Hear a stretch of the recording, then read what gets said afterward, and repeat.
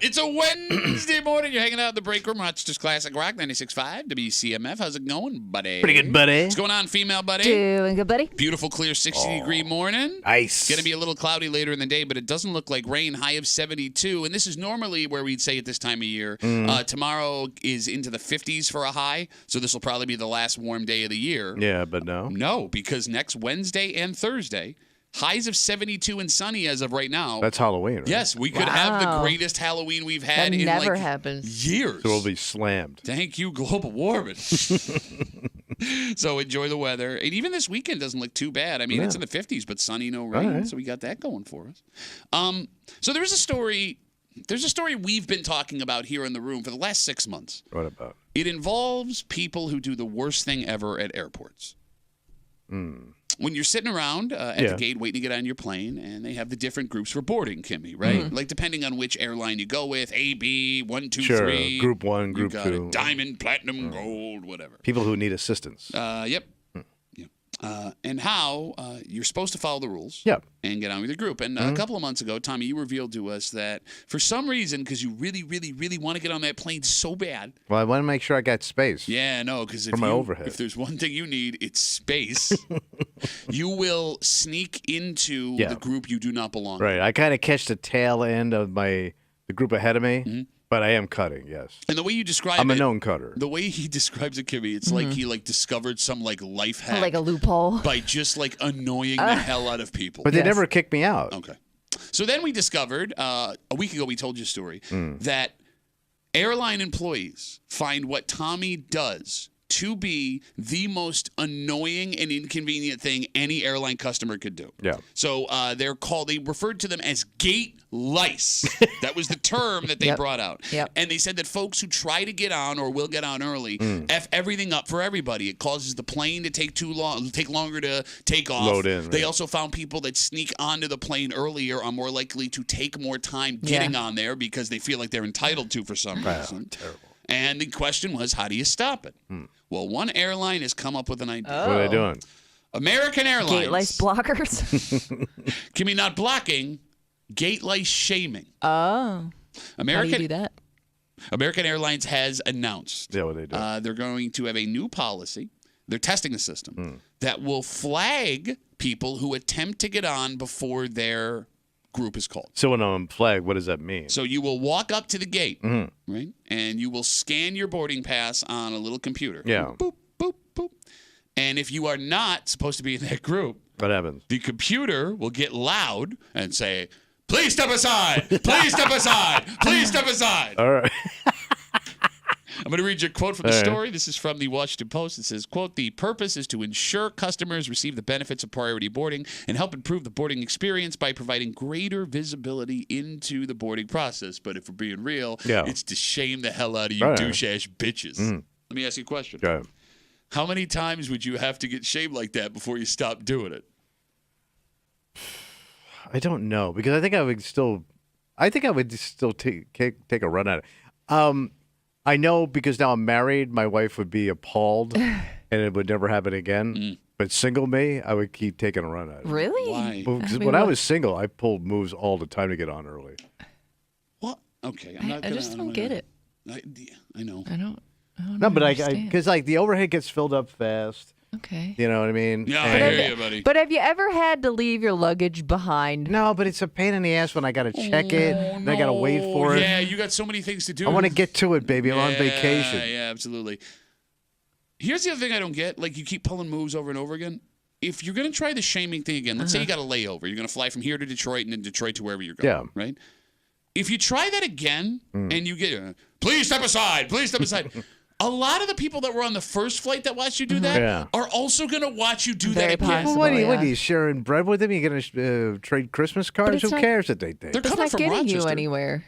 What's that? It's not getting you anywhere It's getting either. get my ass in. No, it's getting No. your ass back to your seat Yeah. after everyone watched you be an idiot. Yeah. And it used to be a thing where when you would board back in the day with JetBlue, you could pre-order a cocktail from the waitress woman, Yeah. and you'd have it at your seat. Cool. Oh man, it was Or awesome. you So could as just soon as get what's it that? when you get on the plane. No. I mean, You get up to 10,000 feet, here she comes. Now you pay for it, But here it comes. So you Nice. couldn't do that if you were the last person on the plane. Bro, I gotta wait till the So car comes all the way down. You could actually do that. Yeah, but I gotta wait. All right, And then I'm like, because I like to have a couple while I'm flying. You know. So put a pin in that. 'Cause I'm always wheels up before the plane is. This is actually going to come back around later in the show. It's gonna come around to you, buddy. I meant the topic. Why do you get so aggressive about getting on planes? Yeah, I early? haven't had my cocktail yet. This is so weird.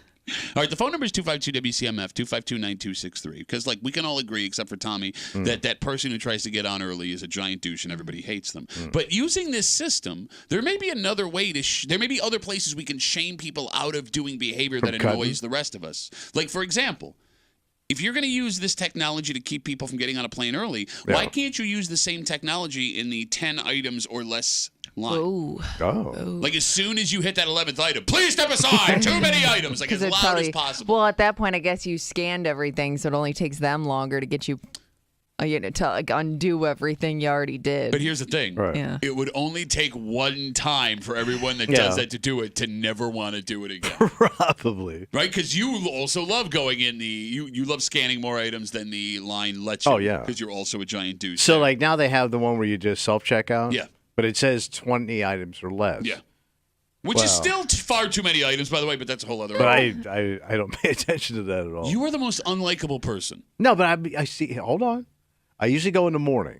Yeah. And it's pretty slow. Nobody's there. There's nobody around, so I'm not holding anybody up. And a lot of it, I'll just hand scan with that wand real quick. I'm out of there. Well, okay, so if there's nobody around, go through the appropriate line. No, because there's. You just said there's nobody around.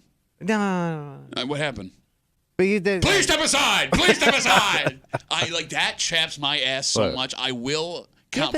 First of all, if I'm in the 7 items or less line, if I have 8 items, I'm getting out. I can't do it. I won't be that Oh, guy. Not for even God. for 8. Nope, I won't do it. Nobody's counting. No, I am. What do you think you're gonna go to like I'm just- grocery hell? Look, man, I'm eyeing it, and if it looks like it's under 10, you're fine. You're a bad person. You're a bad And person. sometimes when they're really jammed up, they'll send you to those Fine. lines Okay. just to get people. But that's through. not what you're describing here. Well, I'm trying to beat the. I'm what trying to you're beat the rush. I will stand behind people in the 7 or 15 items or less line, and I will count their items as they're being Oh, scanned. man. I will do it. I don't know. Who's the dick? You You're might as well I be the get if you're manager. going through like a full cart, Right. that's one thing. But if I can carry everything in my hands, She's right. How many are you willing to go over? 5. 5. That's 1/4. And by the way, if it's little stuff, let's say, Yeah. all right, so let's say you're just buying cups of yogurt because you love your yogurt. Do love my There you yogurt. go. Yeah. All right, so let's say you have 9 little cups of yogurt and you're just carrying it in your little basket. Sure, yeah. You know, because it's not a cheat day. You're gonna wait in the line with people full of weeks worth of groceries. Yeah, I'm You think her over scanning 9 cups of yogurt is going to slow the system down to a crawl? It's not about right or wrong. It's about what the rule is. What the rule It of the is. system. Are we trying to have a society? It's so funny, like, where you'll observe rules and won't. I don't know, but the whole thing is just keep things moving along, man. You mean So like you would wait in a line even though that 15 or less line's open. if they tell me to go over, I'll go. If they don't, I'm going to stand in the line.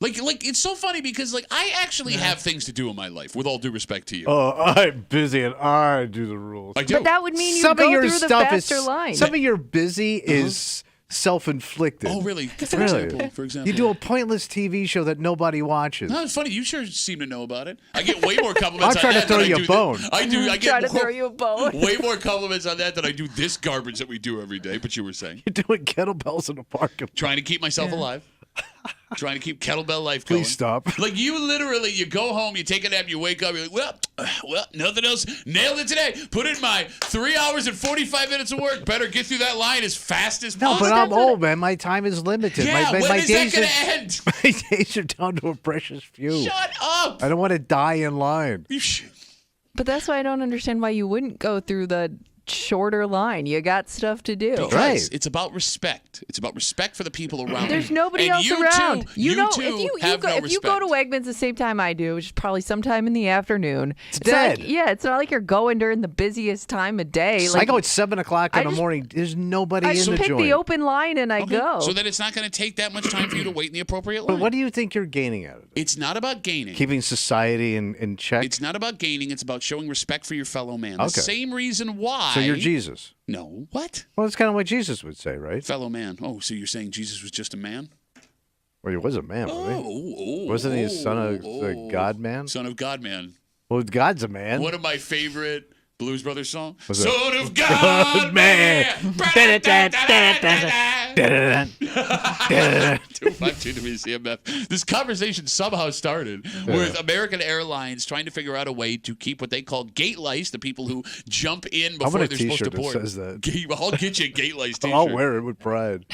Their new policy to keep people from boarding ahead of their groups, a little computer that they're testing out. You scan your ticket, boop, boop, boop. And if you are not in that group, the machine will loudly say, please step aside, please step aside, to shame people out of getting on early. I just find it funny. What's that? Like, if you watched any other people do this, like if there was a guy, Tommy, in line where, 20 items or less, and he had 35 items, you'd be losing your effing mind. You're right? absolutely So right. then shut up. Can I be a hypocrite?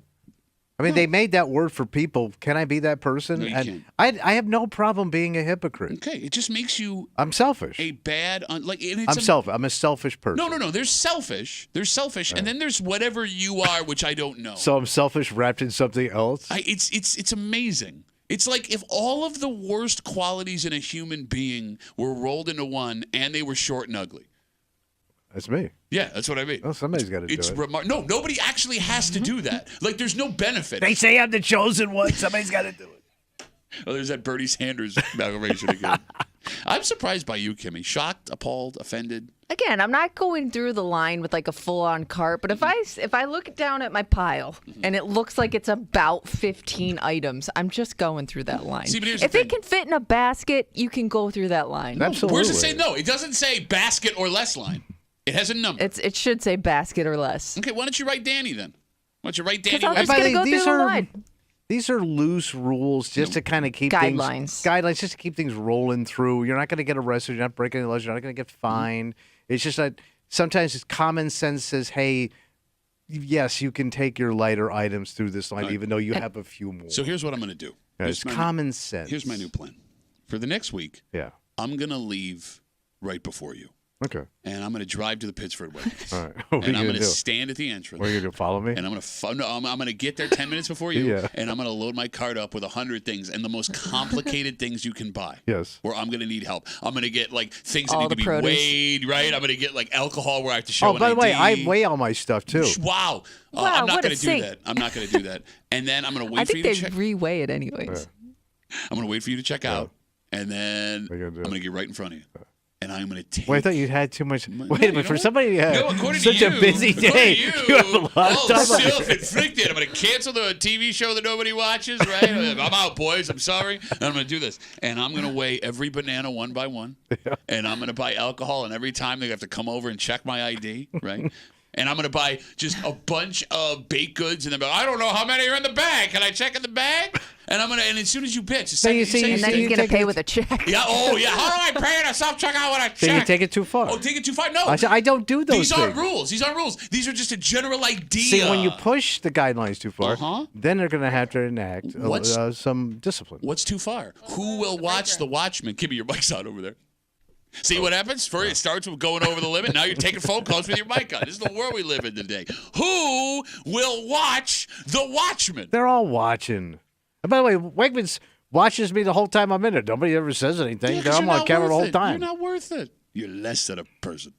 You're lush. I like take you behind the bushes, show you what the limit on the line. We got a dynamite. Observe the sign. That's right. Don't make me tap the sign. Kind of break them for you this morning here on CMF. It's Wednesday. You know what that means? Oh, hate. Yep, I do hate you right now. 2 weeks ago, we told you a story about a car accident in the city of Rochester. And what made this car accident more unique, this hit and run, was this woman found herself by accident in the middle of a street race. Oh. She's okay. Oh, yeah, the drag race. Yeah, you got it. And in this discussion, we talked about there's a lot of things that older guys in the greater Rochester area can hate younger people for, right? You know, they didn't steal Kias back in the 70s, right? They weren't along. But you can't get upset with street racing. A dragon. Right? Like, as dangerous it is as it is, and as much as you want to see these people, found. Yeah. From the 1950s until today, and everywhere in between, street racing has been a very big part of the culture in Rochester. Yeah, it's how drag racing got started. Exactly. That being said, there is a man who somehow found a way to justify being mad at this young person. Oh, okay. And I'm not making this up. In his letter, and I don't know if he realizes he did it, He argues that it was safer back then because it was more dangerous. Oh, okay. That doesn't make any sense. No, it makes perfect sense. All right. And this man who was too afraid to sign his name to the letter will explain it perfectly. And I guess, we assume it's a man. Okay. I don't know.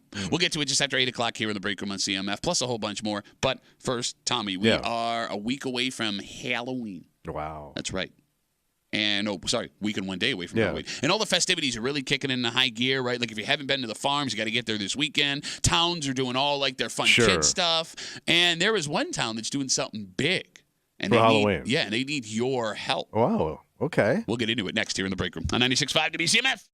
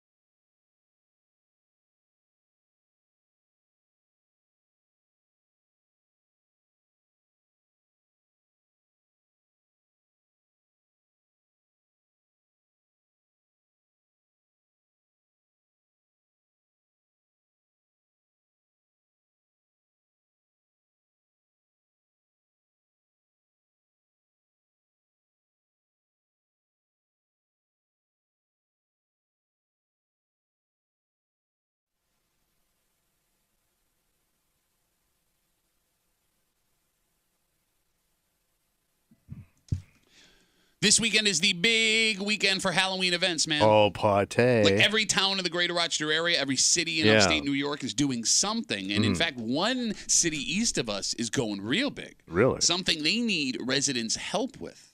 Like help as in like you'll need to show up before a couple of times to make sure you get it right. Like labor? You're hanging out in the break room. Rochester's Classic Rock 96.5. WCMF. We got your chance of $5,000. $5,000. Every single day. Fall into 5K. Winning is easy. Download the Odyssey app. Log in. Listen to CMF every day for a minimum of 1 hour. Okay. That is your daily entry. And one daily winner of this national contest will win $5,000. $5,000. In this national contest, like I said. Fall into 5K a day. Download the Odyssey app. Listen to CMF. Good luck from your friends on CMF. Just after 6:45, we were just talking about drinking on an airplane. A local company has made a big deal with a big airline. Really? When you fly this airline now, you will have the opportunity, anywhere you're going, to have a taste of Rochester in your mouth. Wow. Man. We'll tell you all about it. But that's big. It's huge. But what's funny about this is, when you go on vacation every once in a while, you'll luck into a bar that has something you know well. Oh, yeah. Are you drawn to it? Or are you looking for a taste of something new? And we'll get to it just after 6:45 here in the break room on CMF. You're familiar with the city of Geneva? Oh, yeah. They have a nice town. Big event planned this weekend. What do they got going on? Geneva is putting together a thriller flash mob as part of their Halloween celebration. So they're going to reenact the video. That's what it seems. Yes. So it'll be at the end of the city's Halloween parade on October 27th. Is that Saturday? Something like that? Probably. If you want to be a part of it, you have to register online because there are rehearsals. Yeah. You got to choreograph it. There are 2 rehearsals at a local dance studio before the actual flash mob, which I don't think... Wait, is this Saturday? It's this Saturday. And you got to do it now. I mean, maybe I missed when we missed one rehearsal. That's a lot of work, man. It is a lot of work. It's a lot of planning. Doesn't that defeat the purpose of a flash mob? Isn't that a flash everybody mob? knows it's coming? Are they doing the whole reenactment? I have given you all of the thriller information I have. Because that video is like 15 minutes long. Yeah, I don't think they're going to have Vincent Price walk out and start talking. Kimmy does not know who that is. Of course she knows who Vincent Price is. Oh, my God. The guy was dead before she was born. His voice is still everywhere. He is. It's in Thriller. I know. Darkness falls. Oh, okay. That guy. That guy. Yeah. He was a big actor back in the day. Gotcha. By the way, if you want to be a part of this, all the information is at fingerlakesdailynews.com. Now, here's the thing. Yeah. I don't want to take away anyone's joy. But we're still doing a flash mob thing? I kind of thought, well, I guess if you're going to do a flash mob, Halloween probably a good holiday to do it. Okay. You know what I mean? And it's not really a flash mob. Because you're rehearsing. It's choreographed and you're scheduling it. Yes, yeah. There's no flash to it at all, actually. It's more just a mob. It's a show. I guess, it's basically it's theater in the street. This particular dance, though, was kind of the original flash mob. No, because again, it was on a studio soundstage with choreographed dancers. But when people redid it after that, it was kind of the same concept, where a bunch of people would join in as it went on. Just right? kind of thought we were past the flash mob thing. Flash mob thing, very. I think you're about to find out we are. Okay, all right, fair enough. But if let's say you're in a public place and all of a sudden flash mob breaks out, I'm stopping to watch. I don't think I'm stopping. I'm thinking something's going down. I got to get the hell out of here. Based on the news I see now, I see anything weird like that, I'm out of there. No, I think I'm immediately annoyed. You know what's always funny to me, and I'll never understand why some people resort to this in that moment. Do you ever see like the people, they get caught in a flash mob and they all of a sudden think they're a part of it for some reason? Oh. Like they will also kind of start to dance along and then they realize, I don't know what's happening here. Well, what else can you do though? Yeah, you gotta make a choice. You step aside, you get out of the way. Well, I would, but if I'm sitting there. Yeah. I would feel awkward. And if you're in the middle of it, how do you step away? You don't know what the choreography is, That's right? what Everyone's I'm saying, rolling. but they still try. But I don't want to get hit in the face by like a claw if someone's turning on that thriller dance. So I know that Geneva is like the end of going east where we are picked up. So there are people in Geneva that can hear us. 252 WCMF. Is this something like that's big in the town? Is this something that people are looking forward to? Michael Jackson? Well, again, like interesting choice. I'm not saying, I'm just saying. I guess when it comes to this thriller flash mob they'll be doing after the Halloween parade in Geneva on the 27th, my biggest question. What's up? Who is this for? Is it for the people watching the parade? Yeah. Or is it for the people that are going to be in the flash mob? Because you just saw a parade, right? Like, I don't know. Like, again, I don't want to take away anyone's joy. Do I want to watch a bunch of amateur people do a little dance No. I mean, but because you're nobody's already, coordinated enough to even pull it off. So I'm picking the only people that are watching it at this point is family. Okay. Yeah. But that's who's going to be watching a parade anyways, right? I mean, you're going there to sit to watch like cars go by. I mean, why not throw a flash mob in there too? But I'm saying the only people actually watching it, like your kid is in it. That's the only people watching you're that. saying like the families of it's the people just family in of it? the people that are in the it. flash mob. Yeah, the everybody town, else I is. guess. If it's at the end, people are already packing up their cars. They're picking up folding traffic. chairs. That's your flash mob splitting. Because, Kimmy, here's the thing. I think you're wrong with your take here because the number one key to comedy or any entertainment is know your audience. Yeah. We're still trying to figure that out, right? The audience for a parade, I think, is very different than the audience that would want to watch a choreographed Michael Jackson. And this is a Halloween parade? Yeah. Oh, yeah, they're having a yeah, Halloween Which I've going never to a even heard of that. Halloween parade. I've never heard of that.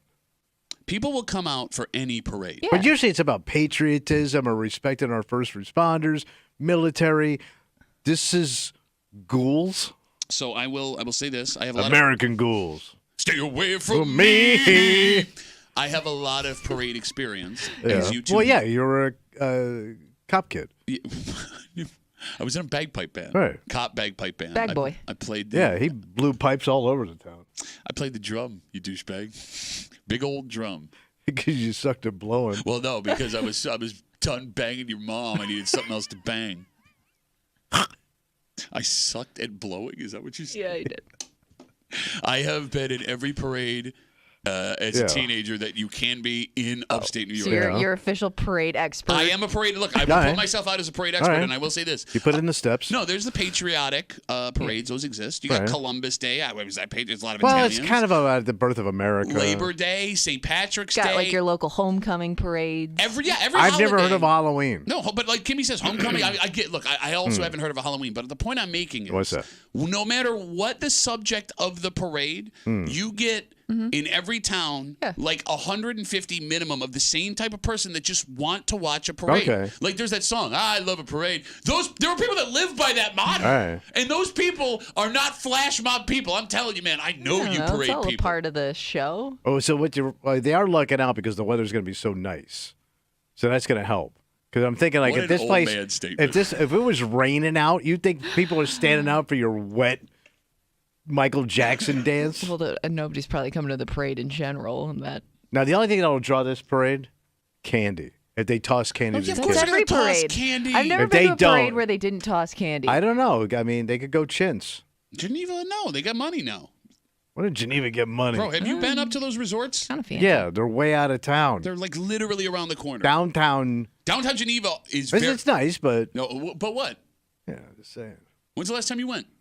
I went out there, had lunch there. I went to the castle. Did you? Oh, you went to... I went to the castle. At Bellhurst Castle. We had lunch. And they have a castle. There's nightlife in downtown Geneva. There's I know, that strip I know. of bars and They restaurants. get that like are the always... college student area. I stand corrected. Any small town that has a public parking area has nightlife. All right. So you don't know what you're talking about. You know nothing about parades and the nightlife of the city Well, of Geneva. I haven't been as many parades as you, obviously. You know what's funny about this is like you're killing it and everything, right? Tommy talking about this thriller flash mob. That It's gonna turn into a comedy of errors. Well, bro. I mean, yeah, but I guess you kind of expect that, right? Yeah, but those people will be taking it. If you're in this, you're serious, and you're gonna suck at it, man, because you're not coordinated. I always wondered if like the people who go and they train, I don't know, train is the word, rehearse. practice for a flash mob, like if the person, the choreographer, if they end up like slowly pushing you further and further to the back row, like do you think those people take the hint that they're trying to hide them? You bring up an interesting point because, like Kimmy, you know a couple of women who own like who do this for a living. Yeah, they'll do stuff like this all the time. And like I'm sure like there's people that work at this dance studio that are also a part of the flash mob. Yeah. So like those people are going to be in the front because you want it to look cool, right? Right. Like I mean, Everybody's kind of looking at you for the steps. Is this just like something the dance studio wanted to do, and they were like, we're also going to need a bunch of people to stand behind us while we look really cool? Could be. Because it kind of like they went to the town like we have an idea. So it's gonna be like Talon in the front, chubby in the back. Well, not chubby. You can dance and be chubby. I know. We just saw a video the other day. We did? Yeah, remember? The tour that we were watching and you even commented? Oh, yes. That was a dick dude, but he was moving. Yeah, I was surprised. I'm just saying, man. You know, there are offensive linemen. It's the new Chubby. There's the offensive linemen that could run 4 or 5 40-yard dashes. I'm just saying. Okay. And like, it's funny, you're like saying all this. If Pittsford did a flash mob like this, and your grandson's in town, if your wife wanted to do it, you'd be doing it. Oh yeah. Christmas flash mob. We go down to the Memorial Day parade every year. We got our spot. See, I'm surprised there hasn't been a flash mob. What is the Pittsford walk, candlelight walk? Oh, the candle night walk. Yes. Yeah. That's coming up. No, there is a flash mob. It's when you see someone that doesn't look like you and everyone runs away. Scram! Let's take a break. This is a big deal for a local distillery. Oh. Because now, on every flight, no matter where you're going with this airline. National airline. Yep, you can have a taste of Rochester Huge. right in your mouth. Yeah. So we'll tell you who it is and what they're doing, and it's really, really cool. But it brings up an interesting question. What's that? Because it wasn't all that long ago where if you were in another city and all of a sudden you noticed something that was a taste of home, you gravitated towards that. Yeah.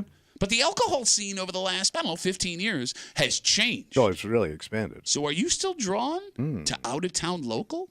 We'll get to it next here in the break room on 96.5 WCMF.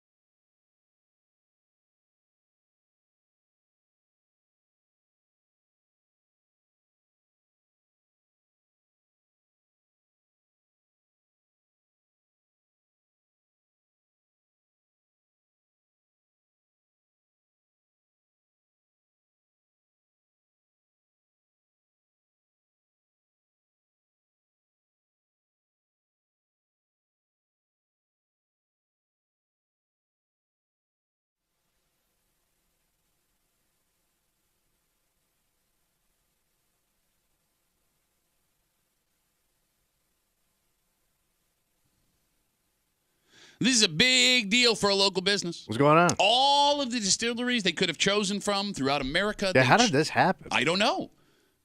But all flights? Shut up. Folks from all over the world will now get this taste of Rochester in the air. And what I'm wondering, will folks from Rochester getting on these flights want it too? Oh. You're hanging out in the break room, Rochester's Classic Rock 96.5. WCMF, just after 7 o'clock, we are going to tell you about an amazing 15-year-old kid. Oh, fantastic. His dad is alive. Don't have enough of those. His dad is alive today because of what he did. Damn. It happened out in Victor, and everything about this is wonderful, right? I mean, Kimmy, like it's one of those things where it's like, oh, my God. Yeah, very heartwarming story. It couldn't have gone any better. Yeah. Except now, in the aftermath. Yeah. Raising a teenager is hard, even with the nicest, greatest kid in the world. Yeah, I'm sure. And there is a balance of power that is very important within a household when you are raising that teenage kid. But, Kimmy, after something like this happens, it has to upset. I don't know. It's got to change that a little bit. The right? dynamic has been thrown into chaos. We'll get to the story. Okay. Just after 7 o'clock here in the break room on CMF. Tommy? Yeah, buddy. It was announced yesterday that Black Button, the brewery, distillery, here in Rochester, their bespoke bourbon cream will now be served on all JetBlue flights all over the world. Damn. That's right. Yeah, they go international now, so sweet. Yeah. So apparently this Black Button bespoke bourbon cream, say that 5 times fast. That's tough. It's an award-winning beverage. So it's like high end. Yeah, they won some major award. That could be the reason why JetBlue found it and went with this on their flights. This is really cool. It's huge. Does it make them a ton of money? Well, I mean, I would imagine. Eventually, I think it would because people start tasting it and buying it. Okay, Yeah. but I'm just saying just from the contract of it might JetBlue be, buying it from. Right, because I mean, they could buy anybody's. Okay, so bespoke bourbon cream is a very specific liqueur, right? Has anyone heard So of it's a liqueur. It's not a straight bourbon. I'm not even entirely sure. It says cream. Which makes it sound like a liqueur. But is cream like cream ale? It doesn't taste like cream. It's just the way that it's made. I think it's thicker. It's like smoother and thicker. Have you ever had it before? No, but I've had bourbon liqueur before. But you haven't had bourbon cream. No, I have not. So I don't know that there's actual cream in it. That's what I'm trying to figure out. Like it would be like Bailey's. I don't think it's like a Bailey's. Why do you do this? What? If you don't have the answer, you can just say I don't know. But I'm pretty he sure talks himself probably. into information. No, but then he confidently started That's saying. what I mean. Yeah. It doesn't have any cream in it. All right, 252 Cream is WCMF. unavailable. Because you can't have cream above 10,000 feet. That's weird because I joined the Mile High Club with your mom. 252 WCMF. Ew. I know. What? That's what I was saying in that bathroom. What is bespoke bourbon cream? Does anybody know? Is it a liqueur? Is it like it's made the way that it's made? They call it cream. Who the hell? All right. Anyway. But that's huge. I'm really happy for you. That's awesome. I mean, they're a small little outfit. Absolutely. When you go out of town, do you go out of your way to drink local? I mean, I don't. Okay, look, we have. I would think somebody like Kimmy who drinks craft beer might. If she saw her I do beer get out. excited if I see it somewhere. Like I wouldn't ask for it because I just assume they wouldn't have something like that. But if I saw it on one of the taps or something, or saw it in a cooler, I'm getting it. All right, the phone number is 252-WCMF, 252-9263, because we have some great breweries, both big and small in upstate New York. We're also starting to go that route with distilleries, too, right? Let's say you go to a bar in Atlanta, and you see Jenny or Blue behind the bar. Are you making a beeline for that? Or do you want to try something unique and new in the city that you're in? I mean, you're on vacation. You probably should try something new. Get a new experience. So you're on vacation. So you're a new experience. I don't drink local anyways, but like you do a little bit with Jenny, but you're not a big local drinker either. I drink with Jenny. I drink Jenny. I drink Three Heads. I drink Blue, which is brewed here. All right. Hit the Jenny. Blue, I don't really consider a local beer. It's That's a Western New York beer. I mean, you can't find it everywhere though. Once you go west of Ohio, it disappears. South of. Why would you go west of Ohio? Nothing to see there. Yeah, no, I think but it's I very think of regional. Blue is a Canadian brew. No, but I mean, it's a Western New York beer. It's always been a Western New York beer. No, like Molson's a Canadian brew. I look at Blue as Western New York. Shut up. You don't know nothing about nothing. You got to have something. If you're going to drink some beer, thank you. Don't do that to Billy Preston. And Kimmy doesn't know who that is. Kimmy, if you're in Atlanta and you see Jenny behind the bar, what do you think? I feel like I probably drink beers like that more often out of town than I do here, just because you kind of take it for granted here, and you know that you're surrounded by so many local options. Really? Yeah. That's kind of that's a reverse. That. Yeah. Because you don't drink it here, but you'll drink it out of town. Well, no, I'm not saying you could just go buy it. I'm not literally saying, make it right there. Yeah, you could go buy it at Wegmans. No, I'm not saying I don't drink it here, but because it's always here, I don't get it every time I go to a bar. Right. You know what I mean? But like if I see it out somewhere, I'm definitely getting it if it's in a place that I wouldn't expect it to be in. All right, 252 WCMF 252-9263. Tell me if I'm wrong. All right. The drinking local on the road seems to have changed the idea of it the last couple of years. Well, there's more available. Well, it wasn't all that long ago, Tommy, that if you saw something familiar in an unfamiliar place, like there was no question you were going right for it. And then if you got it, if you had it in your hand, like if I'm in a bar in Detroit and I got a Jenny in my hand, I'm going to try and sell the other people around me at the bar on it. Like, have you tried this? This is really good. Wait, you would do that? Well, I mean, if I'm sitting in a bar by myself, if they ask me, like, what do you drink? Well, it's really good. It's from my hometown. You should try. All right.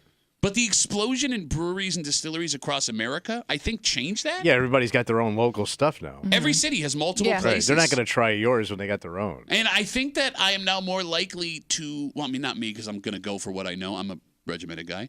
But, like, people are way more apt to try something interesting and new that's local to where they are as opposed to going with their steady, what they have at home.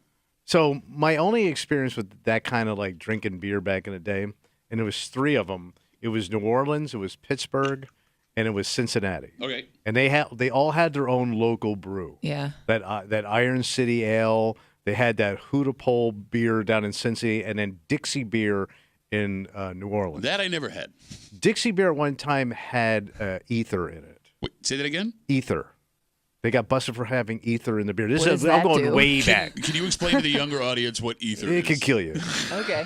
But they did. I think they use it to stretch the brew back in the day. Didn't they use it to like lop limbs off in World War I? Right. Yeah. Holy crap! But it gave that beer a little bit of a pop. Yeah. A little.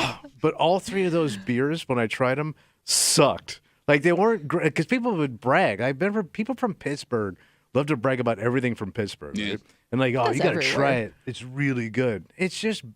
It was underwhelming. It was like, you know what I mean? It wasn't bad, but it wasn't like, oh my God, this is the greatest beer I ever tasted. It's funny you bring that up. It is strange, and it's different now. It's not that way anymore. But like when we were on the road, you would try these local brews. And they brag about it. But like you would go 100 miles one way east or one way west. The taste for alcohol was so different. Yeah. Like they just get this taste in their mouth because that's what they've known. They were growing raised up. on it. But it's like it's gross. Yeah. It's gross. Mine's Yeah. good. Yours is gross. 252 WCMF 252-9263. Black Button Distillery right here in Rochester. Their bespoke bourbon cream will now be served on all JetBlue flights forever.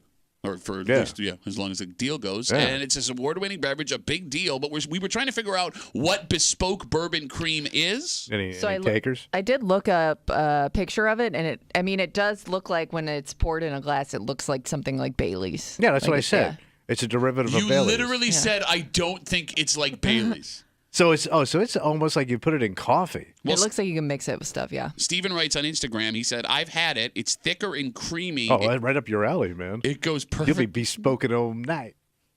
What's bespoke mean? I have no idea. How do you not know what bespoke Oh, means? it means when you Custom? spoke. No. Right before I spoke. That's bespoken. Bespoke means like one of a kind, super unique, Are you sure? positive. I think it means you spoke. Like I bespoken. Steven writes us on Instagram, I've had it. It's thicker and creamier, goes perfect in root beer. Black Button Wow, sells. root beer. Oh, yeah, that Button- makes That's sense. disgusting. Black Well, Button. the root beer float. Root beer is disgusting. Black, I don't like root beer, but I do get the concept of root beer float. Like, that's a good mix. Ugh. Black Button sells an adult root beer float cocktail at their bar. Pass. So can you drink this stuff straight up? I give it. You can drink Bailey straight up. I've seen people do it. We had a buddy that did it. Yeah, they're called God rest alcoholics. his soul. He would drink it at lunch. Yeah, even my dad would mix That's stuff heavy. with his Baileys. Yeah. It's super heavy. And he would order it at like the dumbest places too. Can I do a quick sidebar? It's Yeah. weird. We got 2 bagpipe band stories back to back. When I was in the bagpipe band with my dad, he would always have a flask in his spore in the little pouch you wear in front of your kilt, right? And one day he put Bailey's in it, and we're all taking hits off of Bailey's. Well, day goes on, right? He forgets about the flask for like weeks.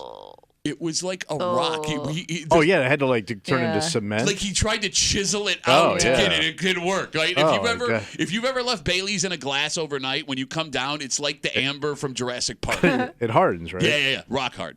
And by the way, you have to drink so much of that to get a buzz, like Bailey's. It's so low. You get more of a buzz just like chugging the taste of it. No, but why not just have, to Tommy's point, why not just get a milkshake? Yeah. I mean, I like Bailey's in certain spots. People put it in their coffee. Yeah. I've seen people put it over ice cream. Buttery nipples, too. Oh, yeah. Butterscotch, schnapps, and Bailey's. That'll get you sick. So going back to the black button being served on JetBlue, it is mind-blowing to me that they will serve you straight-up hard liquor while you're in the air on an airplane. I know. Right? It's terrible. No, I'm not saying Kimmy. Yeah. Do you think most people get liquor, wine, or beer while they're sitting in their seat on an airplane? It's usually liquor. I notice liquor more, I think. I think it's wine. You think so? Yeah. Yeah, my wife, if she drinks on a plane, will get a glass of wine. Because I'll watch it when they're coming down. I'm usually the only one that gets the booze. Because a lot of times they have to go get it. Yeah. Because they don't even have it in the cart sometimes. Oh, you're one of those people. Yes. Stand by. We got a D-R-U-N-K seat 8. It's called a lush. And I know a lush when I see one. I take it back behind the bushes. Look, I understand getting liquor at an airport bar. Yeah. But there are distractions in the airport bar. Yeah. The TV's on. You're nervous. There's music. But no, you're not listening to me. Listen to what I'm listening. saying. Listen. If you're drinking liquor at an airport bar, there are people sitting next to you you may talk to. There's a game on a television. There's music happening. It's a bar atmosphere. There's distractions. In the air, you're in a giant metal tube, and that liquor is just sitting in front of you the whole time. Like, even if you have, your phone out watching something, you're going to drink that liquor faster. Oh, yeah. And That's why I get a deuce. No, but first of all, alcohol hits you harder in the air. You know that. It's a scientific fact, right? And a little harder. No, it hits you legitimately harder in the air. It blows my mind. They're like, okay, let's take this thing that can normally make people a little crazy. It's going to be stronger in the air. We're not going to give them any distractions, so they drink it faster. Oh, by the way, they know they can get another one. And if you're going to your destination, you don't have to worry about being sober to drive home. Right. This is a dynamite plan. It's about to get your vacation going. Get you in the groove, man. I think my husband's the only person I've ever seen order a beer, like a straight up beer. Because I guess I've never really noticed them come out with a can of beer for anybody. Yeah, they have them there, though. Yeah. And there was one time where he ordered a beer and then he finished it pretty quick. And the flight, I don't know if we just had a cool flight attendant or what, but he came over and he gave him another one and he goes, nobody orders these. Oh, get rid of them. You know why? Why? Well, because being up in the air messes with all your senses. You feel it in your ears. You can smell it sometimes, right? Your sense of smell gets dulled. So when I had first turned 21, I got on an airplane to go do a comedy show. Really? Big deal. Man, what a double mistake. And I was like, I'm going to have a beer on this airplane. Yeah. And I got the beer, and it tasted weird. And I'm like, the first beer I get on an airplane, it's bad. And I looked it up. It tastes different. It tastes different. Oh, really? Because of the altitude? Yes. Yeah. So, if you get food on an airplane, it's way over salted, so you can actually taste it. Oh. Beer tastes bad, at least it was to me, and that was the reviews that I saw too. In the air, it's not the beer, and I think that's why nobody gets beer on an airplane. Damn. Did not know that. There you go. But it's got to also affect anything else you're drinking up there. And maybe that's why this works so well, right? Like if it's like a strong bourbon liqueur, it's going to cut through your dull senses. Oh, maybe so. Makes sense, right? Yeah. Okay. All right, so what did we learn here? Be fancy in the air with your fancy new bourbon liqueur. You could do that, yeah. Go get your Black Button bespoke bourbon cream if you're flying JetBlue. We learned that Kimmy and I are drawn to hometown beers and liquors out of town where you hate this town and you don't want to support anybody. It is funny, though, right? Like, if I was at a bar here in Rochester and a guy from out of town rolls up and orders an Iron City and he goes, I'm from Pittsburgh. I go, what a douche. Try something from here. But if I was, I was just in Pittsburgh. Same thing with Jenny. Yeah, I'm going to order a Jenny over that Iron Right. City. You're the same guy. Yeah, but I'm cooler. Is that what it is? Nah. All right, let's take a break. This is an amazing kid. An amazing kid. Wow. He's 15 years old. Sounds like a hero. He is. The reason his father is still alive is because of what he did. Yeah. And it doesn't get any better than this from like a father-son bonding story. This is going to bring you, this is going to keep change you together. your life. Exactly. Well, change the life in the fact that he's still alive. Yeah. That being said, even the greatest teenager is still a teenager. Yeah, true. And raising teenagers is very hard. Oh, tough. The only thing that can keep things together in the house is the power dynamic that exists between parents and teenagers. Yeah, the totem pole. You got it. And after something like this happens, Kimmy, how the hell do you keep that dynamic? I would think it shows up at some point, right? Well, maybe not right away, but I know how this kid I could would take play this into it adulthood. if I saved my father's life, and I know how you would play it if you had saved your father's life. And we ain't that kid. We'll get into the story, and we'll do it next here in the break room on 96.5 WCMF.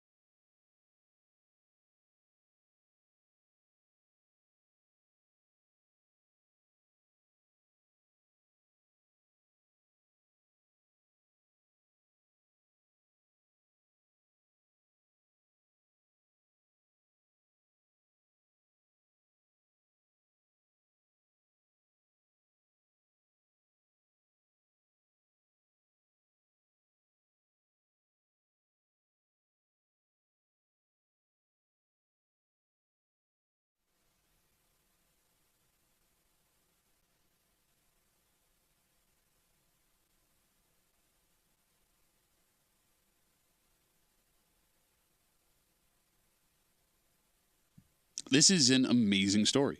Yeah, tell me about it. A man is alive today thanks to the actions of his 15-year-old son. And you want to use the word miracle, but in reality, the kid was trained to do exactly what he did. But he did it. Yes, in this terrifying moment. He did it. He did it. With all that said, even in this best-case scenario, now things could get a little complicated. Oh, they gonna get complicated. Because even the world's greatest teenager can still be a teenager. Yeah. But if the only reason you're still walking this earth is because of this teenager, buddy. You're hanging out at the break room. Rochester's Classic Rock 96.5, WCMF, just after 7:25, 7:30. What's going on? What this man is accused of doing is illegal. It's not dangerous. It's not going to affect you negatively at all. Okay. But people called the police about it. Oh. And I'm curious if you, too, discovered your neighbor in your house doing this. Oh. In my house. Your wife's house. My house. If 911's getting a call. Oh, how disgusting. So here's the thing. I mean, again, in the grand scheme of things, it's not that disgusting, but you're going to be really grossed out. You know, I'm a very sensitive person. Yeah. I am. We'll get to it just after 7:25, 7:30 here in the break room on CMF. This story comes to us from Victor. Story on 13 Wham last night tells the story of 49-year-old John and his 15-year-old son, Jack. So what happened to Johnny? So the pair, along with a friend, were playing a round of golf at Ravenwood. They were on one of the greens. When out of nowhere, life changed. Whoa. John, the dad, went into cardiac arrest. He's having a heart attack? He collapsed on the green. He's out. Damn. In front of his 15-year-old son. Even more scary, Jack, the teenager, he said that his dad didn't show any signs anything was wrong. So he just dropped. He went down. That's the way it goes, right? Sometimes, yeah. So this man is out. He's dying. And his 15-year-old son is witnessing the whole thing. He has his father's life in his hands. This is teenage Jack describing the situation last night on 13 Wham. Screamed at him for help, and I ran to the cart and called 911 right away. And I told him how my dad looked. He had this purple color on his head. Okay, so I want everyone to stop just right now for the story. I want you to try and put yourself in the shoes of this 15-year-old kid. Right. You're in the middle of a golf course. Your father, your hero, strongest guy you know, right? Right. He is unconscious and he's turning purple. And he was going for the club record. He's having a hell of a round. I want you to try to picture, try to comprehend how scared you would be. Right. All right. Can I tell a quick sidebar? Sure. This happened to my dad on a golf course with my Uncle Dom, who is a trained FBI agent. Okay. Yeah. He did none of this. Wait, he didn't do any of it? Remember I told you they took my dad off the course in an ambulance. The other guys finished their round of golf. My mother was pissed off. They played and had lunch and went home and never went to see my dad at the hospital that day. You're kidding me? Yeah. Your dad survived. Yeah. This was one of his many heart attacks, but it was us, Mike having another one of his heart attacks. I also wonder if your dad, probably all of our dads, prankster. Oh, yeah. Oh, yeah. So, I'd be like, okay, Dad, shut up. Okay, joke's over, Dad. I mean, you heard he was turning No, purple. true. Right. That would be Well, he could really sell it. Yeah. All right, so going back to the story. Hey, Jack, so what does the kid do? He calls 911. He's over his father. His father is turning purple. He's unconscious. He calls 911. The 911 operators instructed the 15-year-old Jack, this man's son, to start CPR. So they talk him through it. Well, they didn't have to because lucky for Dad and everyone else involved, Jack had CPR experience. So he's trained. He learned about it. He learned how to do it as a freshman in high school at Victor. Didn't know they taught that. The CPR kept the blood flow into his dad's brain. They got John to the hospital. He survived. Damn. And the story on 13 Wham says he's doing great. He lives. The cardiologist they interviewed in this story said the actions of his teenage son saved his dad's life. That's an amazing story. He's a hero. Yeah. Kid's a hero. And No doubt. he deserves every accolade coming his way. Can I ask a question? Yeah, sure. And the phone number is 252-WCMF, 252-9263. How does what happened in this story affect the parent-teenage power dynamic at home? And I ask serious. Okay. Phone number is 252-WCMF, 252-9263. Dad is obviously thankful for what Jack did here. Yeah, he gave him life. Yes, Mom as well, I'm sure. And Oh, yeah. they're both proud The whole on family, top of yeah. it, right? Okay. And an experience like this, I'm sure, will bring a family together and make you really realize, with all the stupid things that happen on a daily basis, what's really important in life. But Jack here, as amazing as he is a 15-year-old kid. Right. And he's going to want to do 15-year-old kid stuff. Start milking it, Jackie boy. And there will eventually... Load up, Jackie! Year of the Jack. Year? This kid's got decades. Look at that right there. Yeah. Look who's going for it. You don't think... Decade Kimmy. If you did this as a teenager, you don't think you're still using that to your advantage as an adult? Crown me King Dick of the house, man. Thank you. Okay. There is going to eventually be the friction that comes with a teenage boy growing up in a house. Mm-hmm. He saved Dad's life. Can you ever tell him no? Be pretty tough when he's got that ace. And that's an ace that goes, it's a life ace. Yeah. Well, literally. It is a literal life ace. Like, it'll follow you for the rest of your life. Like, for the rest of John the dad? John is a dad, yes. Okay. He has to mention it all the time. Yeah. Like, when he introduces his son to anybody, he has to bring that up. And that's if they don't know already. The day that kid gets married, he's got to get up there, hold a microphone, try to get through his speech while he's bawling his eyes out saying how this kid saved his life. Yeah, the only reason he's there is because his son was there on the green. Right. So, like, the only reason I'm here to hold my grandchildren, blah, blah, blah, blah. Okay, but the counterpoint to that, I mean, you're still mom and dad. Granted, what the kid did was amazing, and I'm not suggesting that this kid Yeah, well, in mom any would have way, been on a dating app if it wasn't for my ass. for God's sakes. That's what I would be saying. What I'm getting at is, What? right? I'm not this kid. I mean, He's a good kid. you know, obviously, right? But he's 15. We all know what a 15, 16, 17-year-old The boy kid. can go off the rails. Not off the rails, for God's sakes. What does a kid have to do when you're going to give a little bit of credit? I'm just saying there is natural friction. Yeah, between... especially at that age. It's like that prime age between a father and son where you're testing the limits, right? As a teenager, Yes. you're seeing how far you can push dad, how much power you can get. Yeah. and- Yeah, it's part of growing up. And just stuff you want to do that maybe your parents think you're not ready for, right? Like you say, Fighting for your independence. you say there's nothing mom or dad can do to tell the kid no, but you are still mom and dad. You still have to hold that line, do you not? Good luck. How do you do that, though? Because he's still your son. But there's no training manual for this. Like, there's no. You can't even call any other dad and go, how did you deal with the day you almost died and your kids saved your life? Try to find that guy. So there's not even anybody to talk to about it. I'm sure there are other parents who have experienced this. There have to be. That's such a sea air of people. Well, that's why this story is so amazing. Yeah. Right. But, I mean, I'm sure it exists. You can't just give the kid everything he wants for the rest of his life. No, you can't. But what? Where's that line? That's what I'm asking you, because you're telling me I get to do this and I get to do that. Kimmy's All right, talking, I won't smoke crack at the dinner table. Kimmy's talking decades of Jack over here. Hell yeah. But I'm also thinking, I mean, there are kids who have donated like kidneys to their parents. Yeah. Like, imagine throwing that in somebody's face. Well, I want my kidney back then. Can you take a kidney back? You know who this really sucks That was the for? worst Applebee's promotion of all time. I want my kidney back, kidney back, kidney back, kidney back. You know who this would really suck for more than anybody? Who's that? If they have siblings. Oh, good Oh, you're call. King Sib. Like, I couldn't imagine Sib. in my family if this was my brother.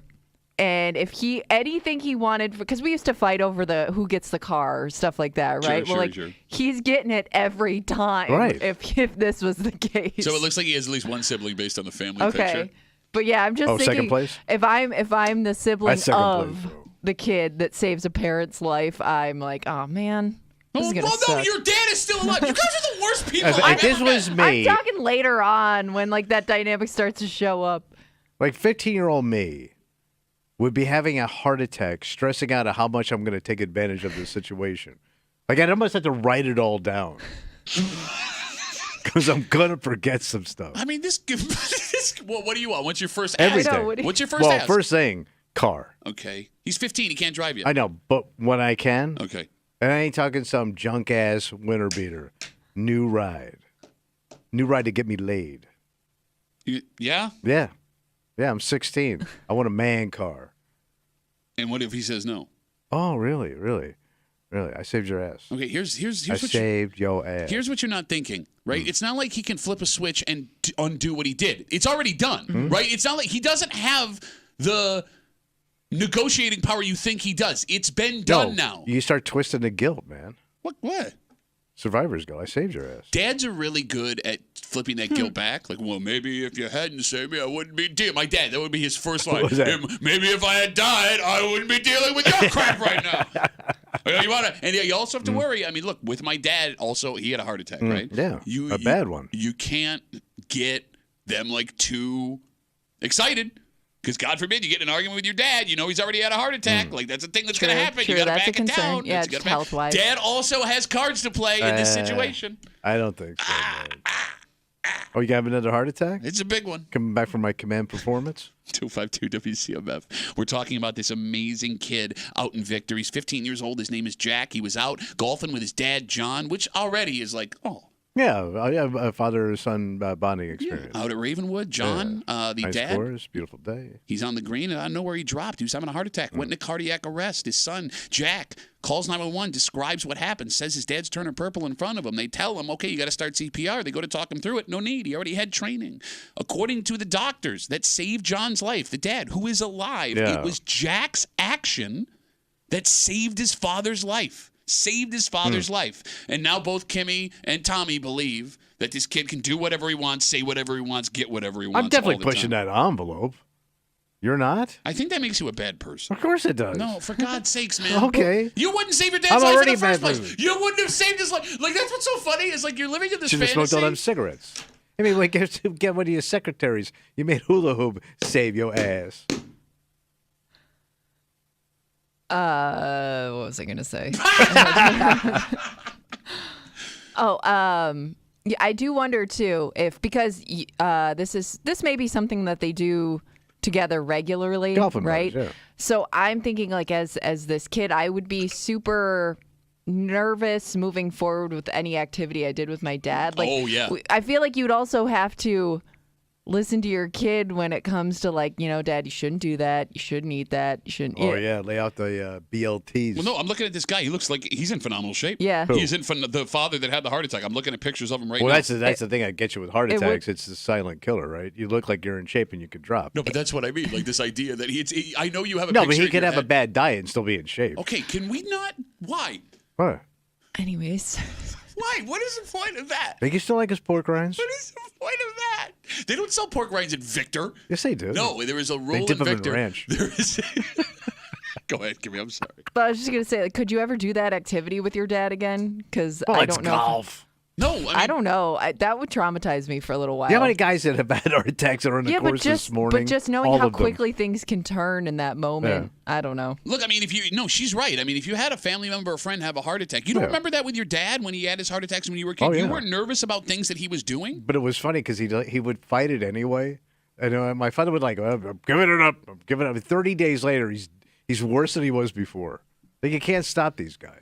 But yeah, everybody was concerned about getting them upset. Yeah, but you would have the leverage of, I don't want to have to do that for you again. Like, please don't put me in that position again. You know what I mean? But are like, you going to say that out loud? Because even a 15-year-old kid... I'm thinking Tommy and his dad dynamic. Well, no, Tommy's trying to take $30 out of his wallet. It ain't about caring about his dad. It's a lot more than $30. Well, no, in all seriousness, in all sincerity, do you have to reward your 15-year-old son for something like this? I think you got to do something for the kid. Well, I think other people would. Okay, I'm talking about just the old man himself. Mother, father, as a family situation. Family trip. Nice family trip. Well, where the kid wants to go. I'm going to ask a serious question. Right. Why is it necessary to reward the kid? To show thanks. You're grateful. Okay, but I gave you life, man. But you also gave him life. You got laid. You're kind of even. You got laid. Life was exchanged both ways. Not here. really. Yeah. You had a fun night in bed with Mom. I had to jump on your ass in the middle of a golf game to save you. In the defense of Dad, he probably paid for the round of golf. The 8 holes they got in. No, I mean, like, look. No, there's no exchange of life here. That's correct. Forget the exchange of life. It is your obligation as a human being, whether it's your father or anybody else. Yeah, one of God's children. If you have the opportunity to save someone's life, you have to do it. Right? So, like, the idea that a reward is necessary may not be true. But as a dad, don't you want to do something for your child? Maybe, but... Well, you're just going to blow it off like, back to usual. My fear would be this. Where are my pork rinds? My fear would be this. As a father trying to raise children, if I were to let's say this happened and one of my daughters saves me, it would probably be my youngest. Just because my 14-year-old already has her eye on some things that I have. I would feel like rewarding my kids for this would be sending the wrong message. You should do this because it's right, not because of what you get. Well, but she already did it because it was right. Yeah, you so know lesson I mean? learned. Sure. So why not reward good behavior? Because, I mean, look, like at least take them out to their favorite dinner or something. Dinner? Okay, that's fine. I was talking a trip. No, that's what I mean. Okay. Like, Cruise. No, get out of Nice here. cruise. I'm going to talk to Kimmy for a little while. Man, look at you chinsing out on your heart attack. It's not you may also have you weren't this, screaming all that chintz when you were turning purple. and you may have this whole new perspective Grimace. on life. Like, I want to do this with my kids. Like, I want to do what they want to do. Life's like, short now. You do realize life is short. Okay, that's different. Like, if you want to change the way you're going to raise your kids and spend more time with them, like, I get that. I'm At talking least do about a Myrtle golf trip. I'm talking about a specific reward for the kid because of what he did. Yeah. I don't know if that's the right thing to do. You're saying, I think it sends the wrong message. what's the message? That you should do this you got this only because of what you did. But it's a pretty amazing thing. I'm not, no, I know. yes. Look, I get I mean, Yeah, the I know what you're training, the saying. skill, and to have the wherewithal to pull it off. Unbelievable. Like, think of the training people go through for years, and sometimes they lose people. You're right. This kid nailed it. You're right. Yes. So this isn't like, I cut the lawn or I washed the car. I am not arguing what this kid did. It wasn't a chore. Outstanding. Yeah. Yes. You're saying don't reward it because you're supposed to do that. Yes. Yes. I mean, you want your father to live. You want to see a human being survive. In the moment, you should react. And I don't. But you would reward a stranger probably. You'd feel like you'd have to do something for a stranger who jumps in. So why wouldn't you do it for your kid? Because we're family. Right? Yeah. Like, if somebody gave me a ride somewhere, I would offer to pay for gas or whatever. Yeah. If my daughter was giving me a ride, I'm like, okay, thanks for dropping me off. Like, I mean, there's a different dynamic there. All right. No? I would reward. And I would feel guilty if I didn't reward the kid for saving my life. Especially if you got it. And I wouldn't judge these parents if they did do something extravagant for their son. I get it. To your point, like, look, life's would short. make sense It's all to me. brand new. But, like, if they just went about being a family again, a regular family, I get nothing. I get it. Like it never happened. He gets his dad.